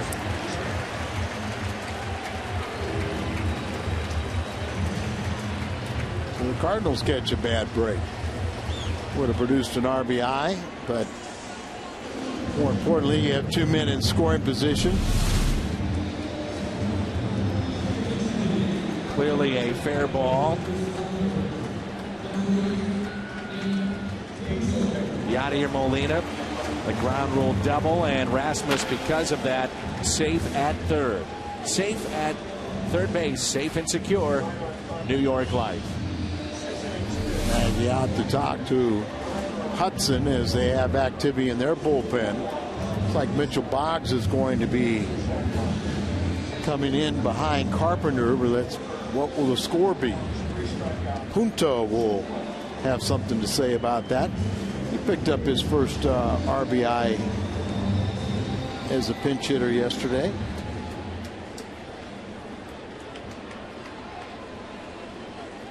I know his first pinch hit season he scored.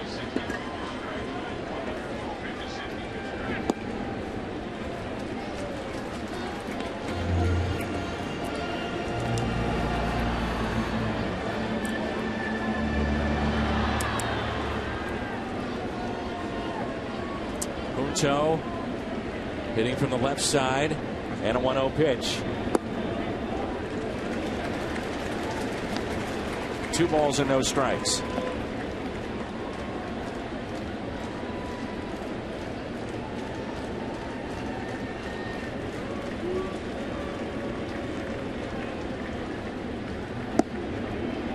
Three and 0. Schumacher on deck.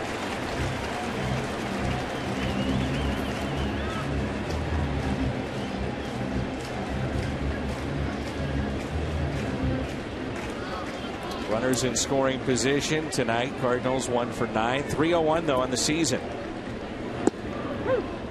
3-1. Diamondbacks last week or so have hit over 400 with runners in scoring position. At 301 for the season. You'll win some ball games with that.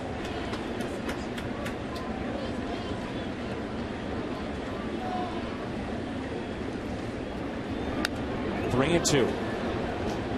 What's been surprising is overall what the Cardinals have hit at home this year. Cardinals not hit that well. Been around that 260 mark. Actually have won one more game on the road than they have at home.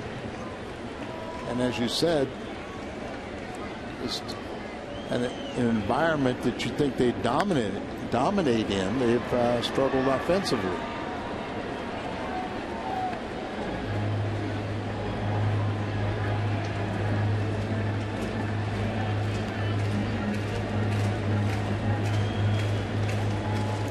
Fans, you always have a packed house. You got a lot of red. You got a lot of support. Just a great environment to succeed in. 3-2 pitch. Punto spoils it.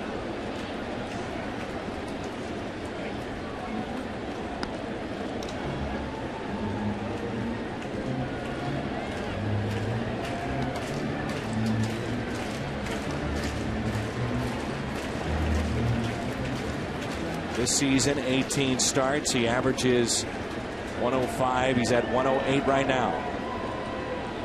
Another 3-2. He walked him. Bases loaded and nobody out for the Redbirds.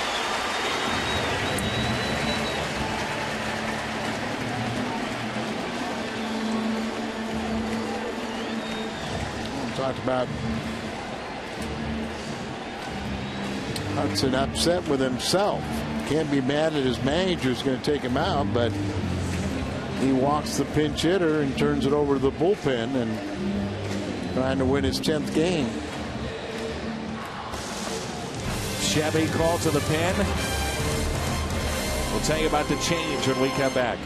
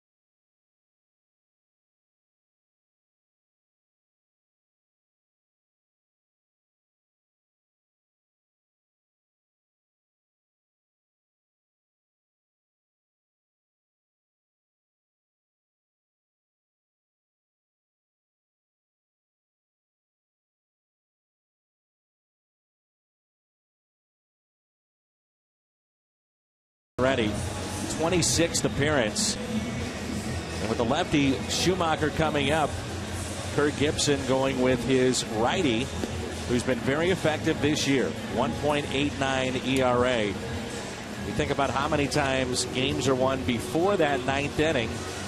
Well, this is a particular spot that is very, very important, obviously, with the bases loaded and nobody out.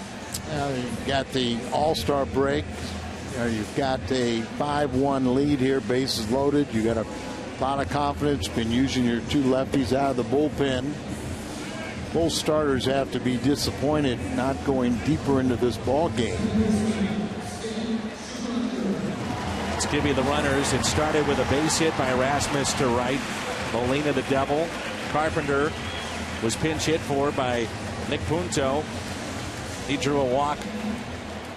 And now Schumacher in a big spot here. Left-handed batters have hit 238 off of Demo, and righties 250, so he's capable of getting Schumacher out. And you have a right-hander up next.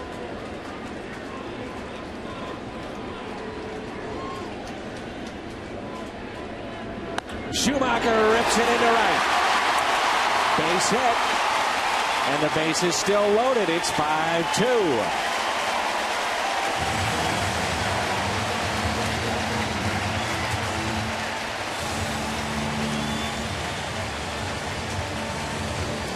RBI for Skip, a multi-hit game for him. Jumps on the first delivery. Talked about the Cardinals are getting a lot of experience in coming from behind, but you got to come from behind and win it.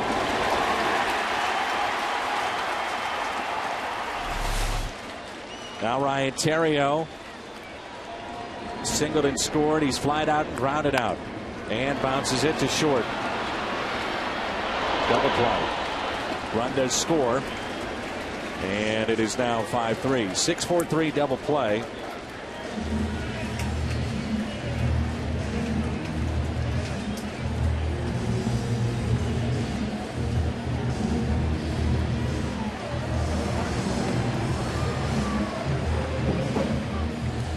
David Freese represents the tying run.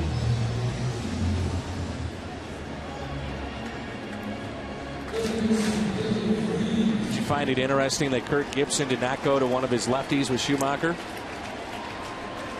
Yes and no, but I mean, you know, they say that Kurt will go against the book. You know, he'll play his hunches, and I respect that. I mean, it's way oversimplification. You say, okay, the left-handed batter, bring in a left-handed. You know, maybe you pinch it, somebody. But the other thing is you make a good pitch, a righty makes a good pitch to a lefty, he's got a good chance of getting out. You make a bad pitch to a guy, you know, the hitter has a good chance of getting him out. He knows his ball club, and as you said, Demmel has been very, very durable for him and very steady, and currently they still have a lead. 0-2 pitch. Freese stays away. I find a lot of times, Dan, when you constantly make decisions based on, well, that if it goes wrong, somebody's going to criticize you. You're not a good manager. Freese, fly ball, left center, and caught on the track.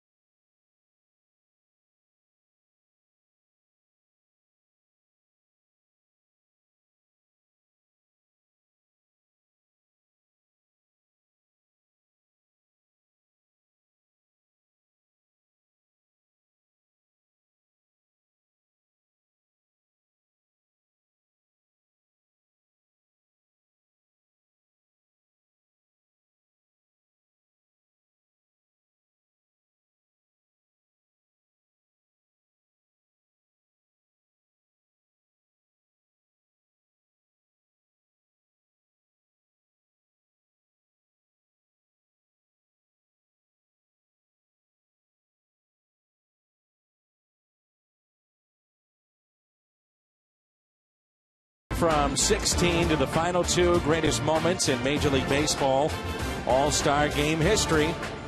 And all you have to do is go to MLB.com/moments and vote now for your favorite Midsummer Classic. And Stan the Man is still alive. He's in the final two. It's our Chevy call to the pen. And taking over, it's Mitchell Boggs. Boggs will get Upton, Young, and Montero.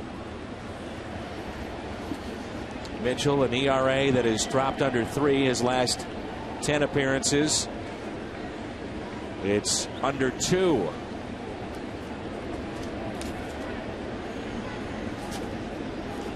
It's 5-3 Arizona. Here's Justin Upton. First pitch, a strike.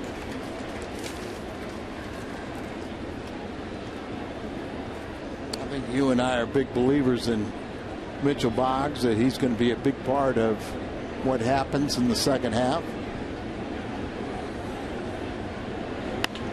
Ground ball, base hit.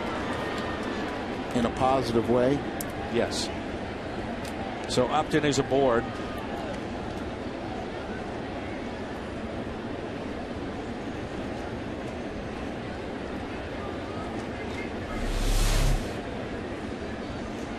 Right down the middle, and Upton, their all-star, able to pull it through on the left side.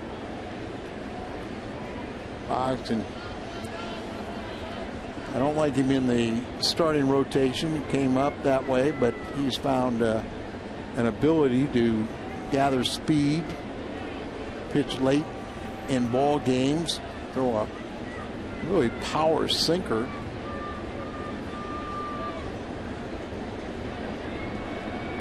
Young has singled, doubled, and grounded into a fielder's choice.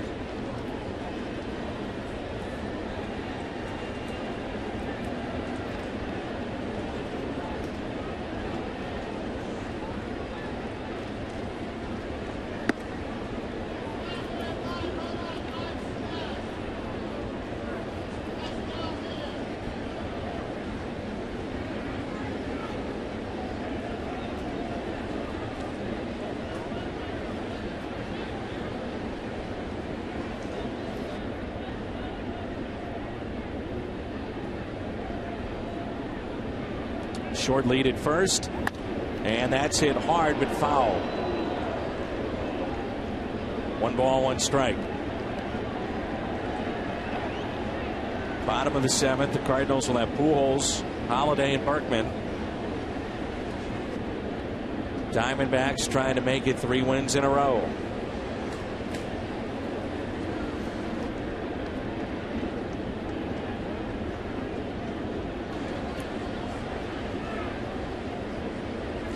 Trevor Miller warming up for the Cardinal. Razaban for. Now he hits a man.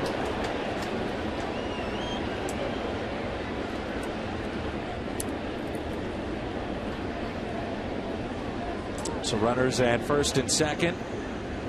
Montero will be the hitter. This ball just got away from Boggs and drills Young. And you could just see the, drop the elbow, gets underneath, ball takes off, and don't have command of it. Tony got a confirmation if Miller is ready.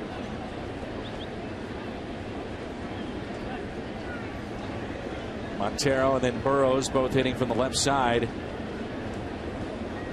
We'll see if Tony La Russa does go to his bullpen.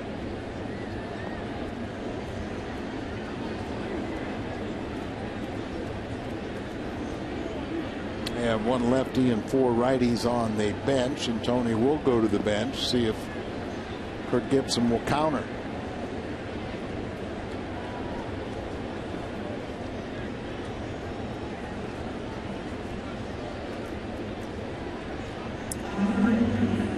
So Trevor Miller coming in. Boggs allows a single and hits a man. The 5-3 lead for Arizona here in the top of the 7th.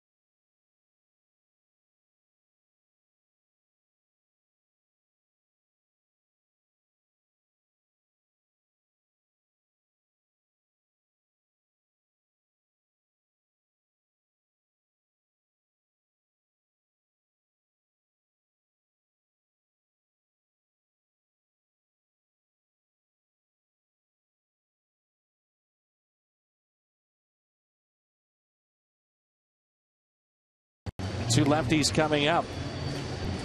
36th appearance for Trevor. Times it has been a struggle this year. ERA of 4.20. Trevor's been so good as a Cardinal, and as you said, it's been a troublesome year at times. Hasn't had command. With more hits than he's pitched, more walks. A lot of runners have scored. He's had a lot of specialization appearances where he'd walk or hit a batter, didn't get an out, but you never question his desire. And over the course of his career, he's pitched a lot of baseball. This is his 577th appearance since 2003 to lead all major league lefties. One of the guys you always pull for, isn't he? Yes, he is.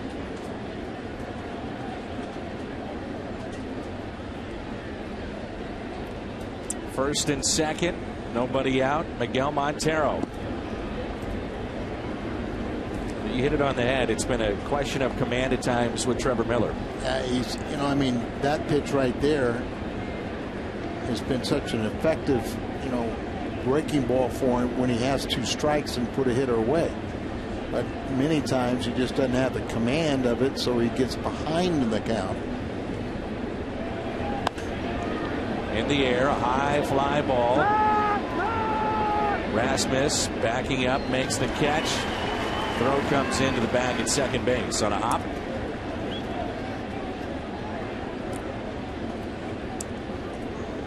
One away.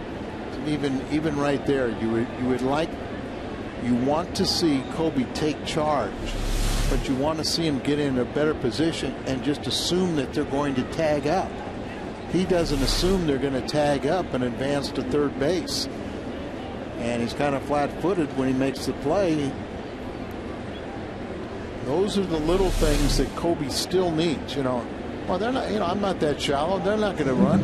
Well, yeah, they are running.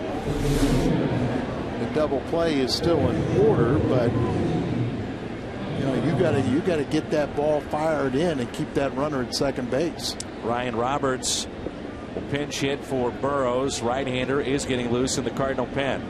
That's Mott, who was up earlier, so if they wanted to make a pitching change, they could do so.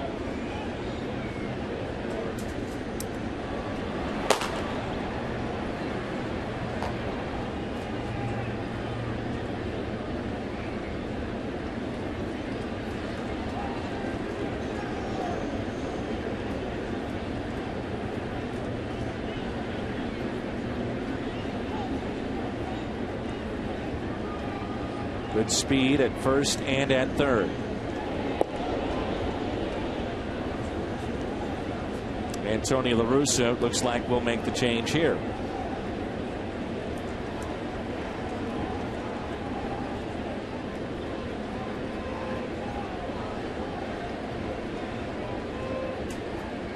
Jason Mott gets the call. He'll come in. Miller gets the out. Runners at the corners. One out when we come back.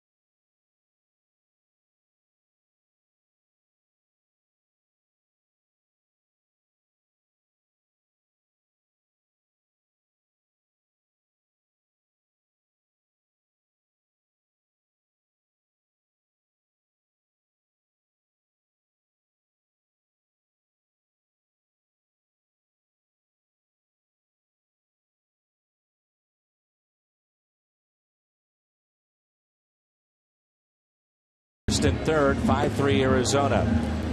Appearance number 40 for Jason Mott. Just talk about a situational lefty with Mott. He's used so much from the right side.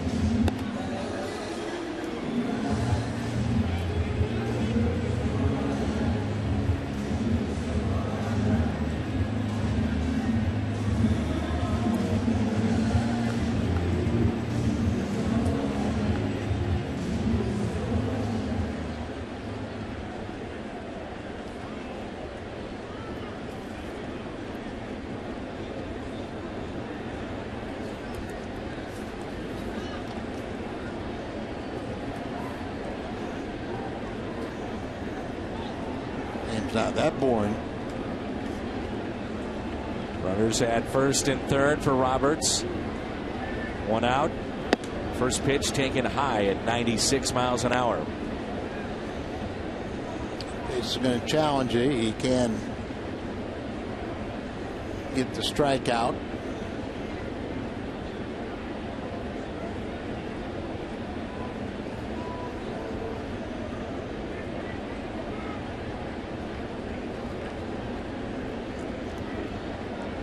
Pitch to Roberts.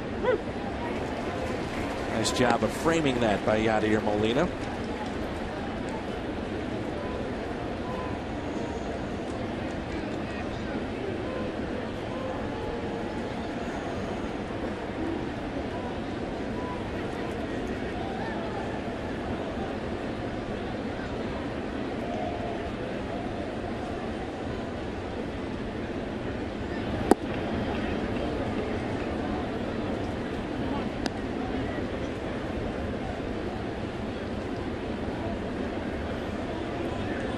Has been able to incorporate the secondary pitch a little bit more, but if you're a hitter up there, you pretty much got to go look dead red. No doubt. 2-1 pitch. 4 straight fastballs. Just fine if you can locate them.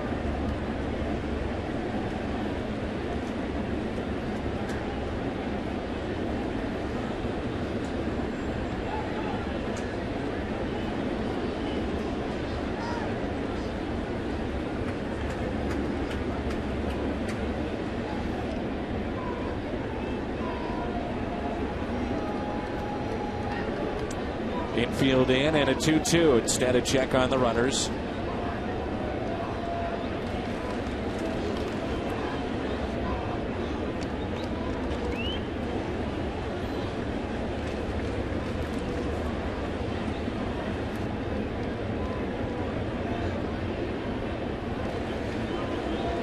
The 2-2 pitch.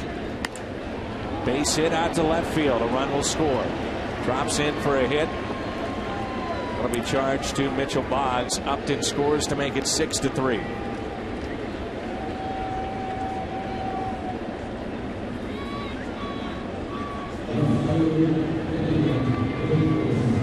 Runners at first and second. Willie Bloomquist will be the hitter. Hit it well. Jammed him a little bit, but muscles it over the infield. Cardinals picked up 2. They get 1 back. To a 3-run lead and still threatening.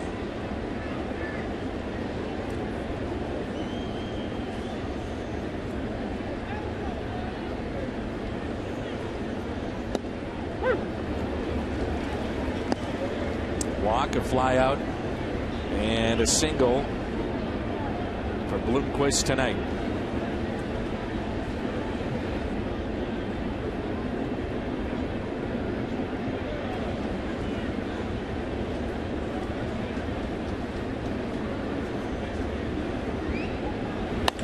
Ground ball. Mott knocks it down.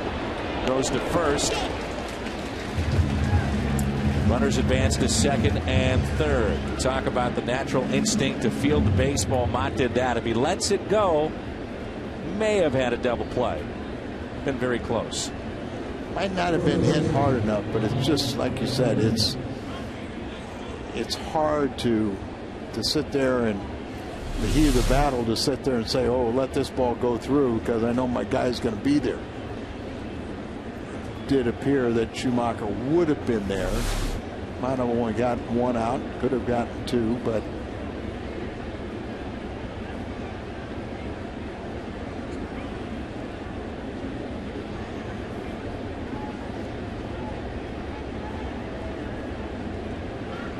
runners in second and third with 2 outs. And a fly ball. Shallow right center. Rasmus makes the catch. Time to stretch, and the big bats coming up. Pujols, Holiday, and Berkman combined with 3 hits tonight. 6-3, Arizona.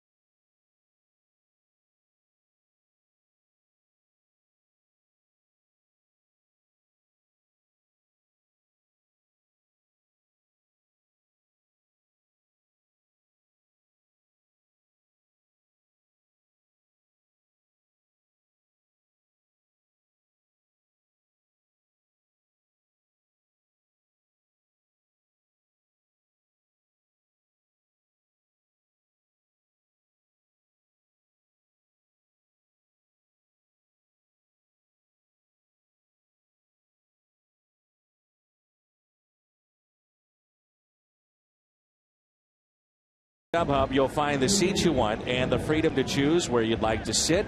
StubHub, the official fan-to-fan ticket marketplace of the St. Louis Cardinals.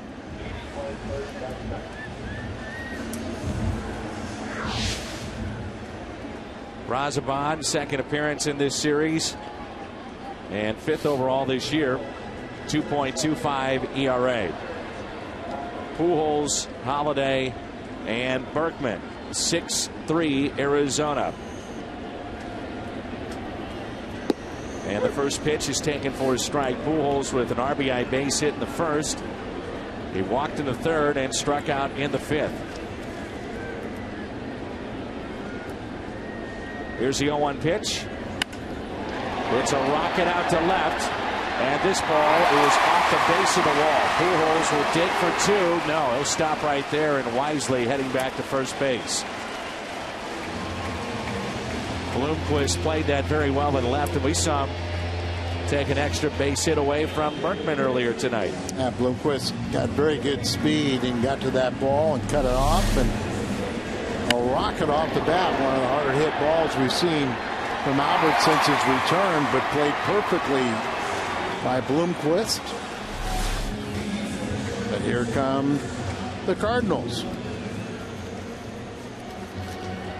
Holiday with 2 singles to go along with a strikeout tonight. 2 for 3.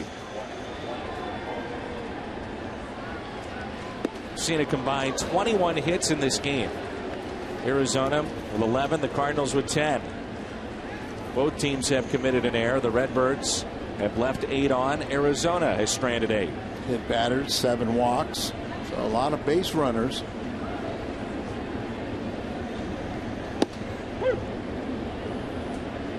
Holiday didn't like that call on the inside corner. 1 ball, 1 strike.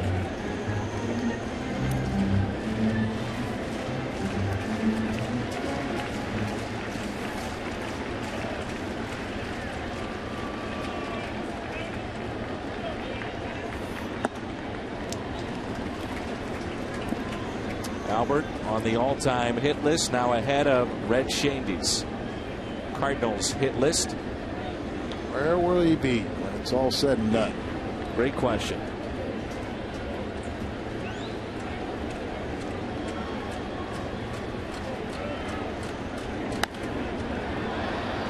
I look at that two different ways. Where will he be?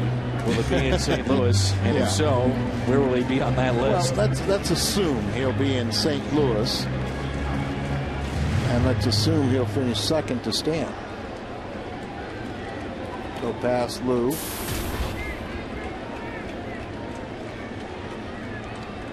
A 2-2 pitch. Holiday bounces it to short. Can they turn two? Out at second. Safe at first.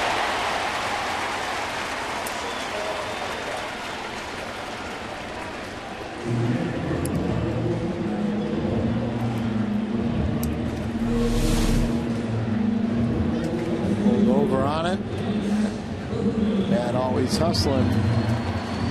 Keeps the inning alive.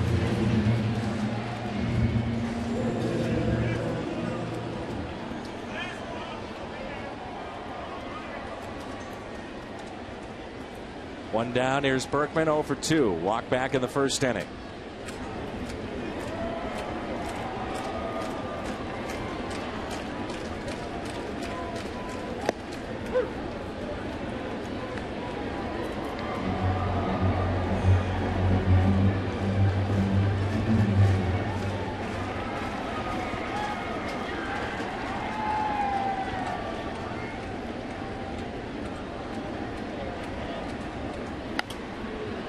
Two. Berkman, which we showed you the other night, the very quiet hands from this side of the plate, just taps the shoulder with the bat. Very loose with the hands. I see a lot of times that bat flies out of his hands, but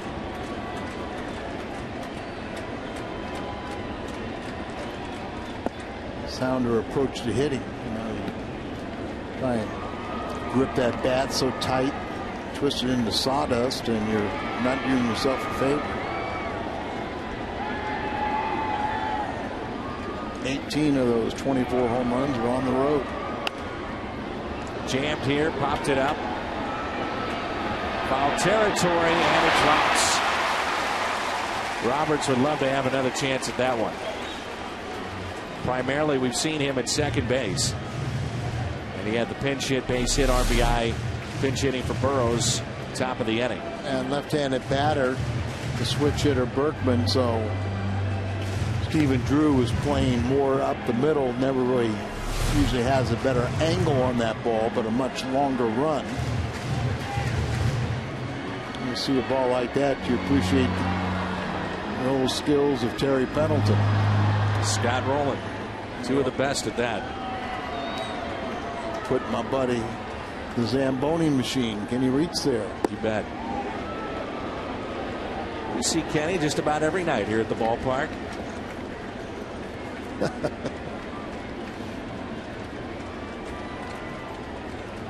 I would say you two have a unique relationship. We do. Right? We roomed together at one time in the minor leagues, or in the spring training, trying to make ball clubs. You and Rizzi together, huh? Met Rizzi back in 1969. Goodness. As Al says when he hands out his bobblehead, you point at him, you say, that guy had a lot of fun. That guy. Right, the bobblehead guy. The bobblehead guy. A lot more than me. 3-2 is taken for a ball, and Holiday is at second base. And so once again, the tying run will come to the plate, the former Colby Rasmus. Kurt Gibson did not have a lefty getting loose, so it's Brazaban here against Rasmus.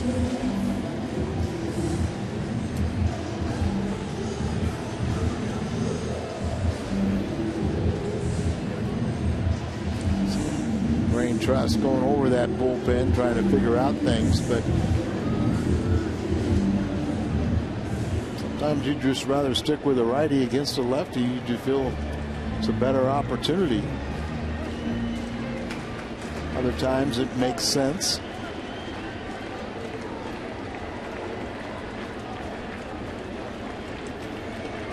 I think Kirk Gibson knows his ball club better than we. Lance Lynn is warming up for the Cardinals.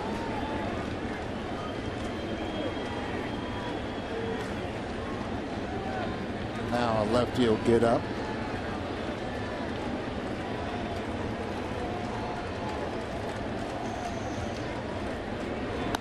Rasmus, right field, and it's off the end of the bat. Didn't quite get all of it.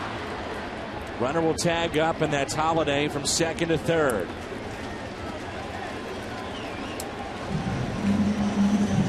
You're talking about what you've seen from Kobe lately is a lot of strikeouts and a lot of getting underneath pitches.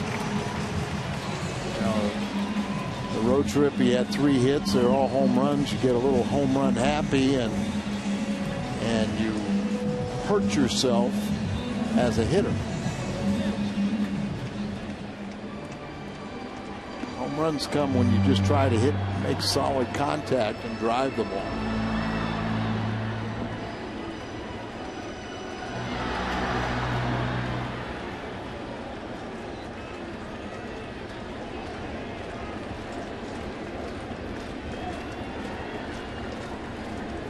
Two outs, 2 on. Ball high to Molina. Well, they're always talking about what an RBI machine Molina is, but actually this season he's hit better leading off innings than hitting with runners on base.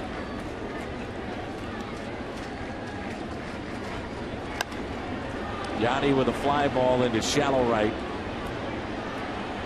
The Cardinals strand 2. They have left 10 on tonight. We head to the 8th, 6-3.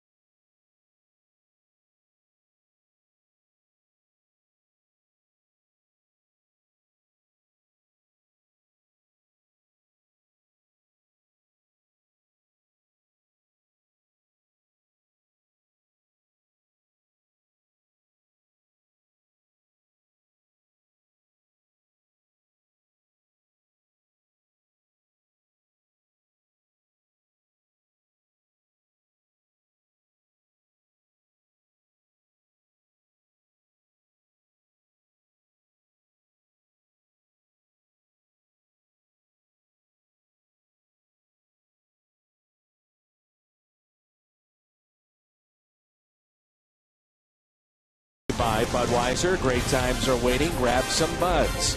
By Bank of America, where ATM deposits are as easy as an infield fly. No deposit slip, no envelope. With Bank of America, member FDIC. And by AT&T.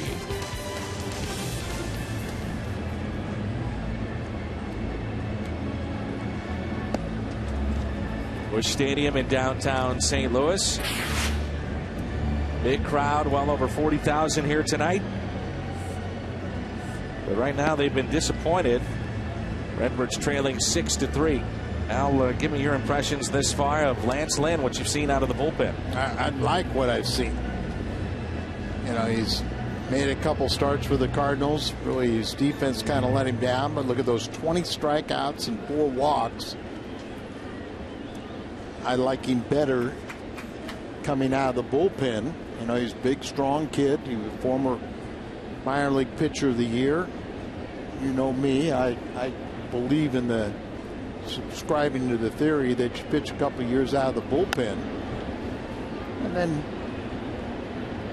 kind of get acclimated. You figure out what works, what doesn't work here. Trust your stuff, and then because he's so big and strong, if you want to make at that point move him into the rotation, he would be probably better suited. But he's shown, you know, a big guy that should be fearless out there, should be able to intimidate some people. He acts like he's very, very comfortable on the mound and not afraid. 0-2 pitch to Xavier Nady. Are we in agreement? Most definitely. I know that Dave Duncan has really liked what he's seen out of the bullpen. Right. I mean, it's hard for young kids to come up and go right into the rotation. On that pitch, but he'll get away with it.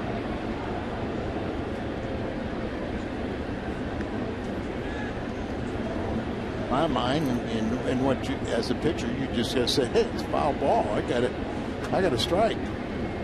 Somebody else says you just missed it, but that'd be Nady. Yeah, but he's got swing and miss stuff. Fastball at 95. Well, this is something that, you know, the Cardinals have seen a little bit of, and more now in the last probably year or so, which is the fastball that's got a little extra oomph at the end. And that's a byproduct of coming out of the bullpen. You know, you as a starter, you're sitting there saying, oh, I got to go six innings. I got to go through the order 3 times. I got to have something in reserve. You're trying to trick people. Here you can kind of air it out, just like blow it out. And when you do that, you know, you gain velocity. Gain confidence. But when you throw that fastball also, you learn fastball command, how to spot it.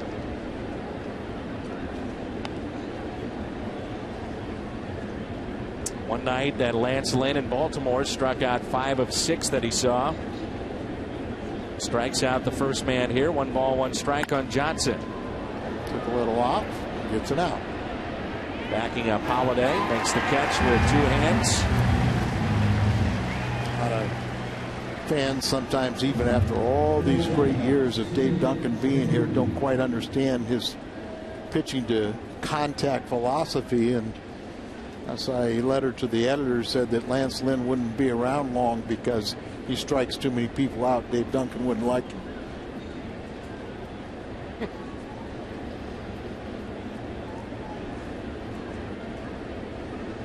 One of the keys for a reliever also is to get rid of, you know, innings in few pitches, so you can come back night after night.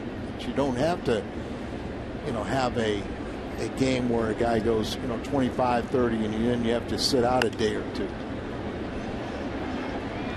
On a play, 1 ball, 1 strike. Which is something I totally don't understand. You're in the bullpen, you got responsibilities, and the responsibility is to be ready to pitch every day.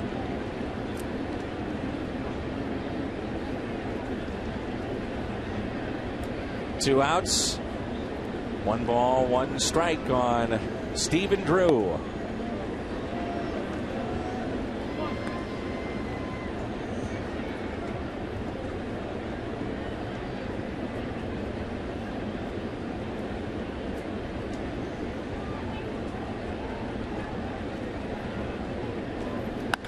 And a ground ball that's backhanded by Pujols.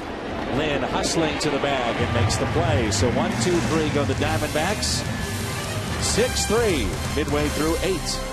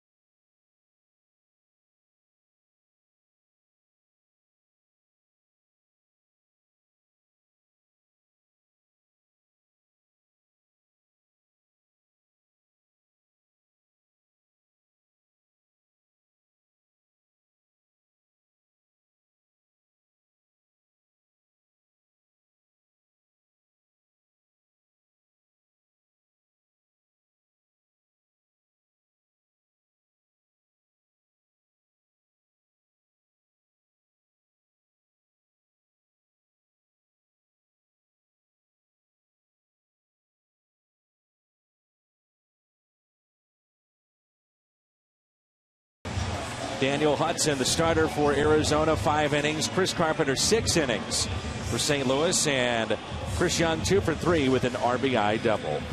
Sonic game recap as we move to the bottom of the 8th. And John Jay will be the pinch hitter to start things out. Brazoban's second inning to work.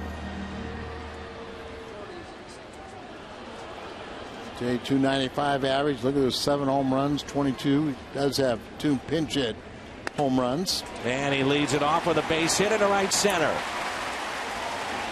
It seems like he makes things happen, doesn't it? You just don't get tired. You know, fundamentally very sound. You and I had a lot of discussions about him last season. Hit 300, kind of tailed off towards the end, but he's one of those guys who can play on my team every time because he understands his role when he's in the lineup, understands when he's coming off the bench, always ready, and fundamentally, you know, play solid defense for you, never going to embarrass you. Real character guy, like the guy at the plate. Pitch was a strike, and it didn't look to be very close.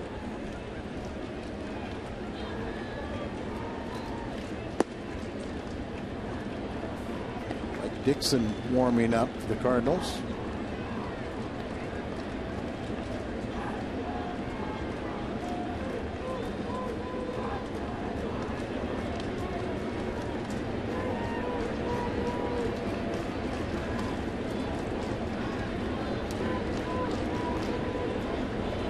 With us anymore, is he? No, he's been sent down.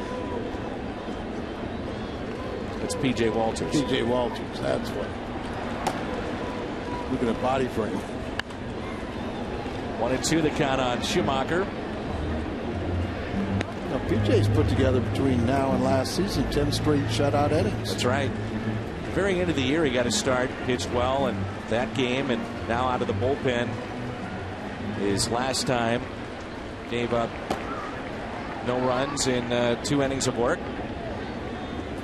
1 ball and 2 strikes.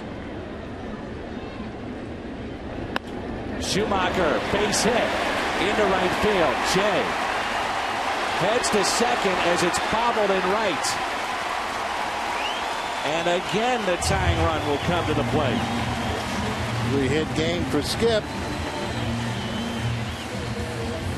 John Jay just didn't take anything for granted. He goes around the bag.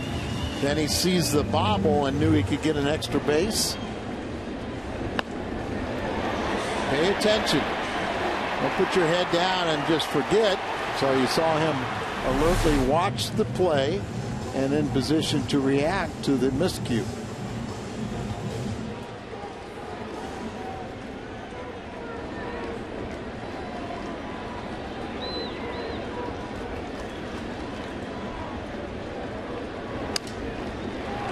Broken bat, center field. Catch is made, then dropped. It should be a catch, though. Throw to the plate is safe. 6-4. It was a catch, and in the effort to extract the ball, he dropped it so the runner can advance, but it is 1 out. Reaches in. So batter out, and E8 allowing John Jay to score. Watch this slide. Yeah. Catcher to the inside, so he goes to what a great the slide. outside, and good positioning not only by John Jay reacting to the catcher, but how about also the umpire in perfect position. And you can see Young ticked off as he commits an error, and it allows a run, make it a 2-run game. 2 errors here this inning. Now David Freese.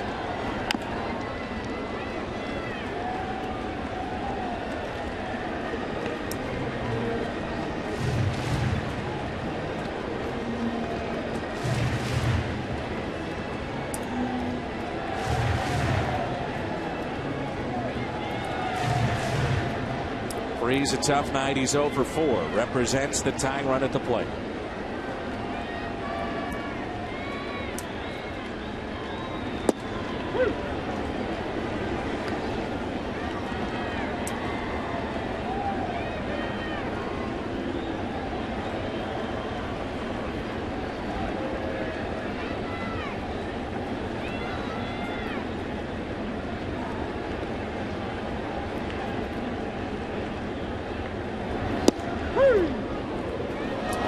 outside corner. This copyrighted telecast is presented by the authority of the St. Louis Cardinals and may not be reproduced or retransmitted in any form. And the accounts and descriptions of this game may not be disseminated without the express written consent of the St. Louis Cardinals. But Albert was the first to greet Razabron and hit that screamer off the left field wall.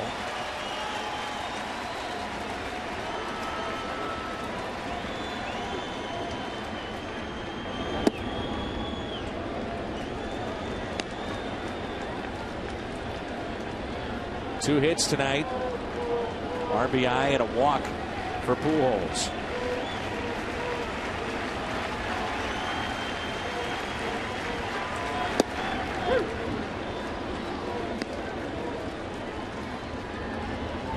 Albert had been 1 for 12 since returning from the DL. As you said, 2 for 3 tonight for the walk.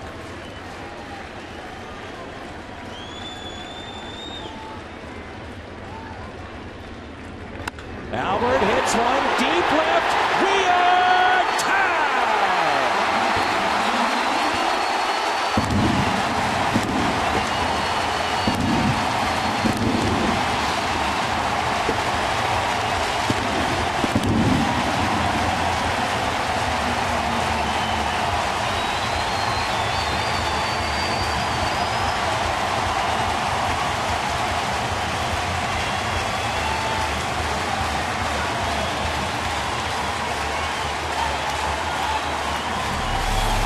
Supposed to face a reliever twice in a game, and usually when you do, good things happen. So Albert gets a second shot. This time he ties it with his 18th home run. His RBI total up to 50. A lot of happy smiles right there, but we got a tie game.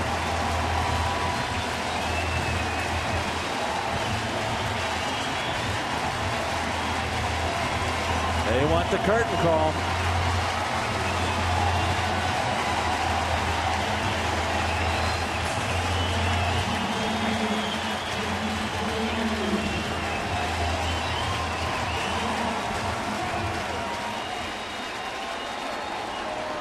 Now Holiday, who has a pair of base hits.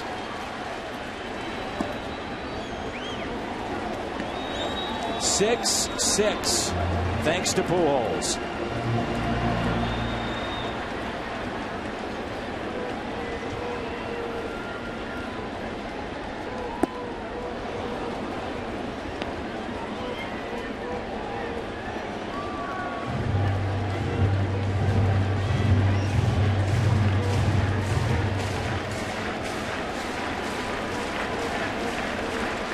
One ball, one strike on Matt Holiday.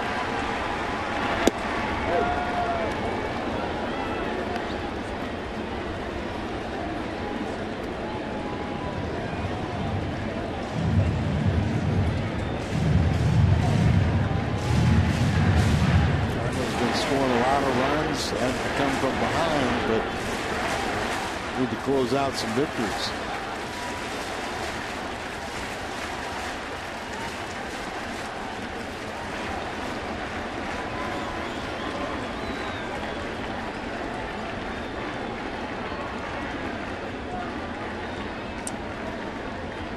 On 1-2. Holiday swings and misses, strikes out. But Albert Pujols has tied it up with a rocket into the bullpen and left. His 18th, now with 50 RBIs. 6-6 as we head to the ninth.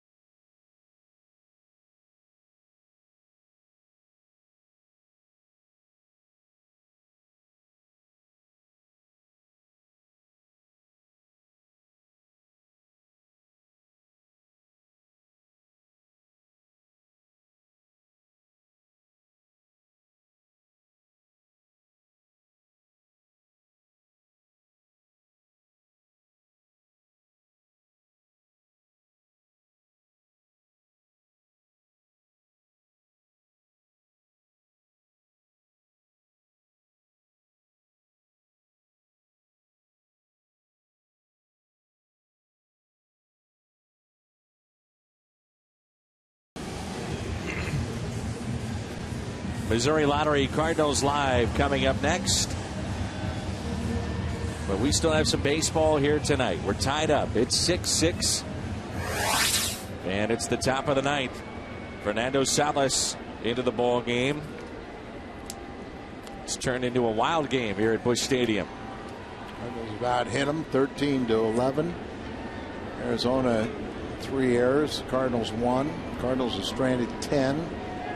Diamondbacks 8, and Salas 17 opportunities, 15 saves. First pitch into right field off the bat of Justin Upton, and Berkman makes the catch for out number 1. Salas has shown that ability to come in and dispense with innings and very few pitches. Chris Young been hit by a pitch, pair of base hits, and also grounded into a fielder's choice.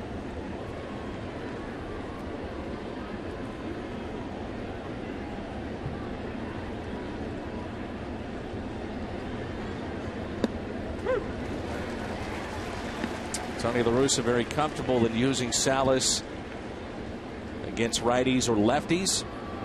And right now, without question, he is the closer for the Cardinals. The 0-1 pitch. Broken bat. Salas steps, throws out. 2 away. It's not your classic closer, but you know, he's fearless. You go out there and throws the strikes. They don't really center the ball on him very well. We've seen at times he has struggled with multiple innings, but right now he's at 3 pitches. If he has a quick, efficient inning here, no reason to think he can't go back out. And we've seen him go out there and have, you know, a couple innings where he's thrown a half dozen pitches and got through 2 innings. And that's only if he has to. Cardinals could win it in the bottom of the ninth. Redbirds looking ahead. We'll have Berkman, Rasmus, Molina due up.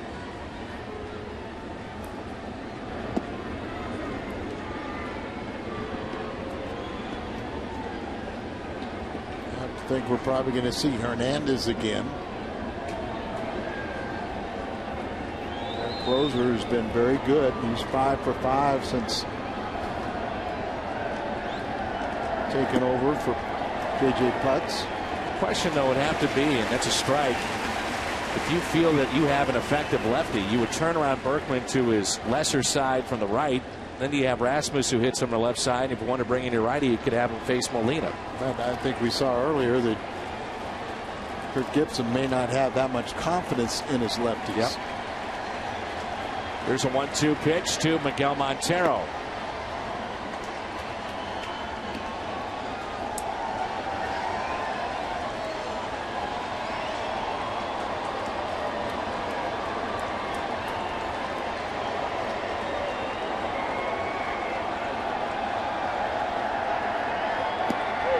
Got him on the outside corner. Montero didn't like the call. 2 up and a chance at a walk-off win. Berkman, Rasmus, Molina as we head to the bottom of the ninth.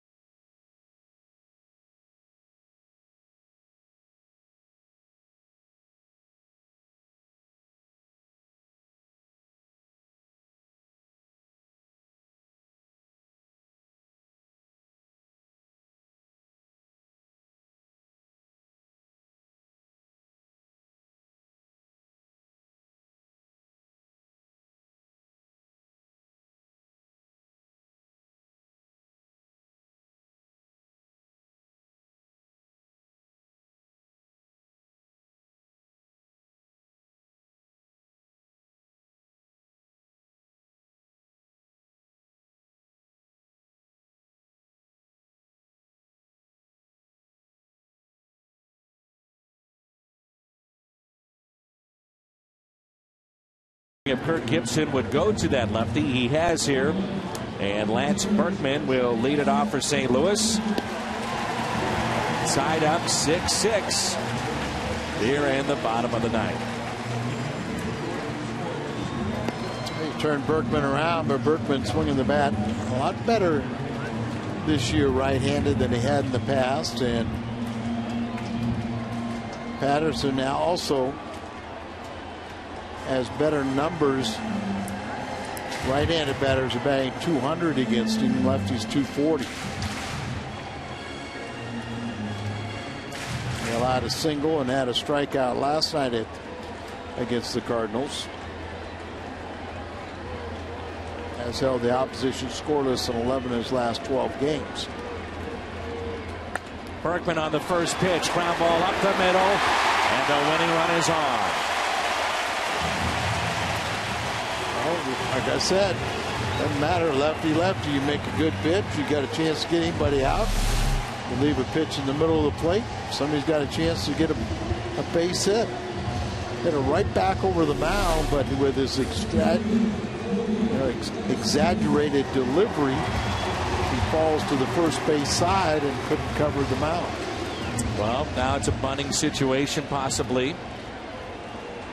Third baseman weigh in. Roberts, they'll hold it first. Outfield is deep and straight away. Colby takes a ball outside. So maybe I wonder kind of how many times Colby has bunted, especially against a lefty that's a slinger. He has one sacrifice this year. Probably not something that he is real comfortable in doing.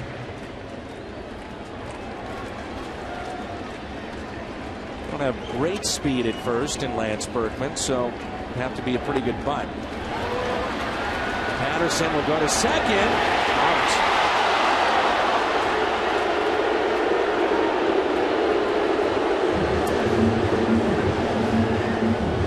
Chance, who got away with it.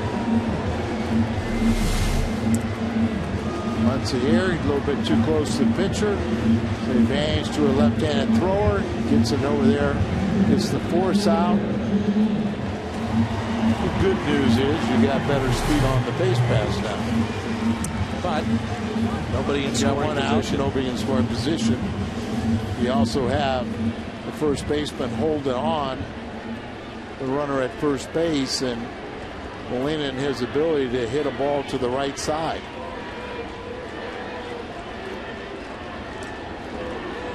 Here's Yadier Molina.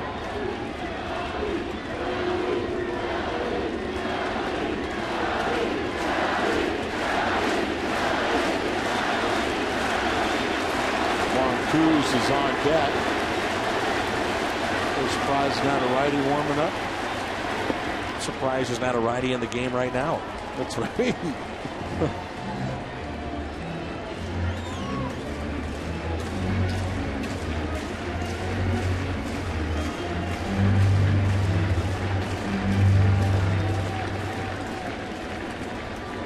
Shot of Garcia there. Tony La Russa told him to grab a bat and a helmet. But you do have Tony Cruz on deck.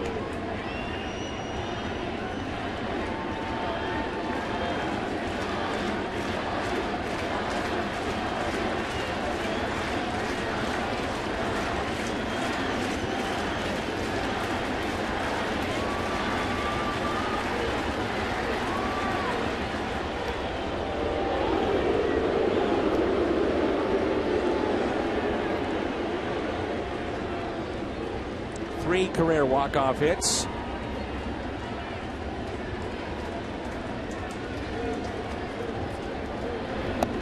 Cardinals with a 3-run bottom of the 8th. Just joined us to tie it up, highlighted by the 2-run homer by Pujols.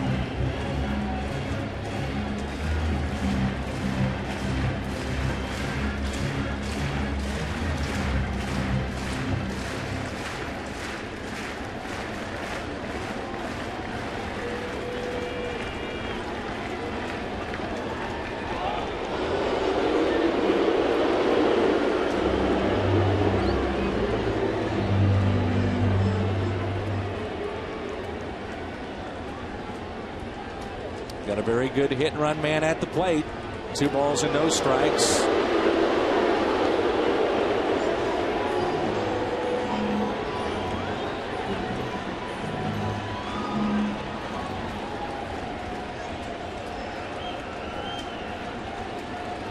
Pitcher doesn't throw real hard.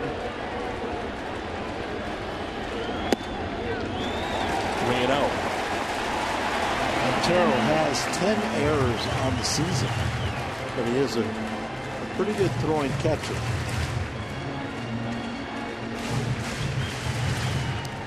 Reason to see Cruz. You've got Laird, backup catcher, left on the bench. Switch hitting that Punto has been used. Jay from the left side has been used. You have Descalso from the left side, so Cruz would be your option at least at this point. They're in the top of the 10th. Cincinnati, Milwaukee tied 3-3. Bottom of the 8th.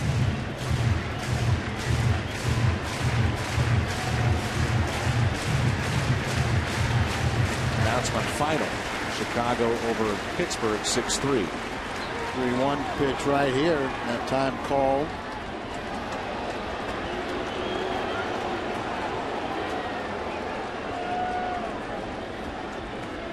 Late call there.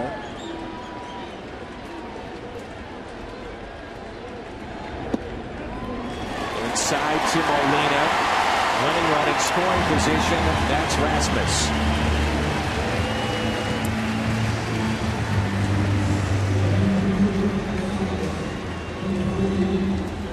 You want Patterson to face Tony Cruz, or do you want Heidelman to face Descalso?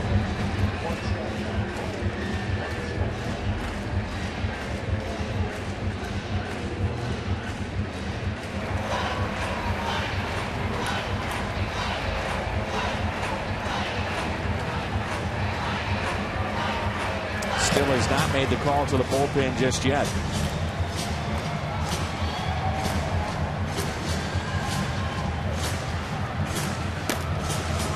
They'd rather have the lefty face the inexperience of Cruz and Descalso, who has been a very magical person late in the ball game, come up with key hits facing a right-hander.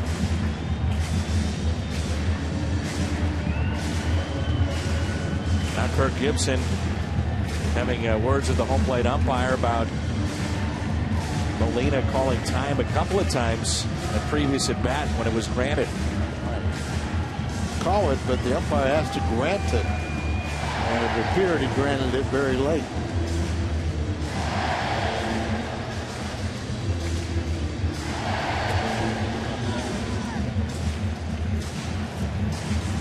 Talked about the other day, I liked the idea of keeping Tony Cruz rather than Hamilton. Want more balance on the bench, more versatility in the field. See if Tony can't come through here.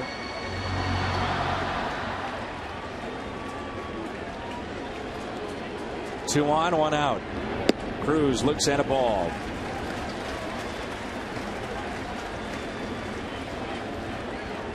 On the homestand, 2 for 5.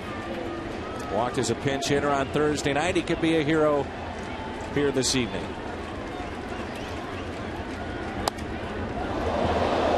Into the Cardinals dugout. 1 ball, 1 strike. Picked off one of his teammates.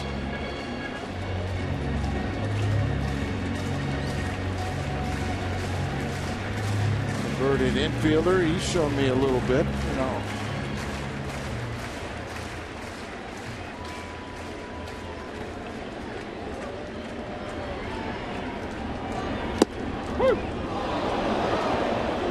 Steven Drew has been the one going in and out at second base, trying to keep Colby Rasmus close, and in doing so, big gap between third and short. They're guarding the line at third. Outfield not as deep, but straight away. Cruz, right center. This could be trouble, and it is. Rasmus to third. Rasmus to home. The Cardinals win it. Tony Cruz, a walk-off base hit.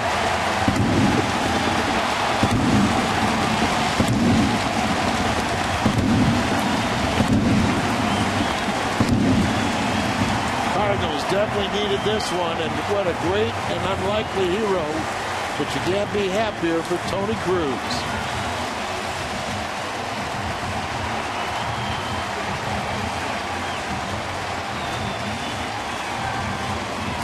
The Cardinals with 3 runs in the 8th inning. A Pujols 2-run shot to tie it up. And the Cardinals, off of Joe Patterson, come from behind and win it in the bottom of the 9th. And one of the most unlikeliest of heroes, Tony Cruz, the game-winning hit. And we turn to our Budweiser player of the game, and it's Albert Pujols, 3 for 4. And Albert with that 2-run homer. We step aside. Post-game show coming up. Thrilling win for the Cardinals. Tony Cruz, the walk-off hit.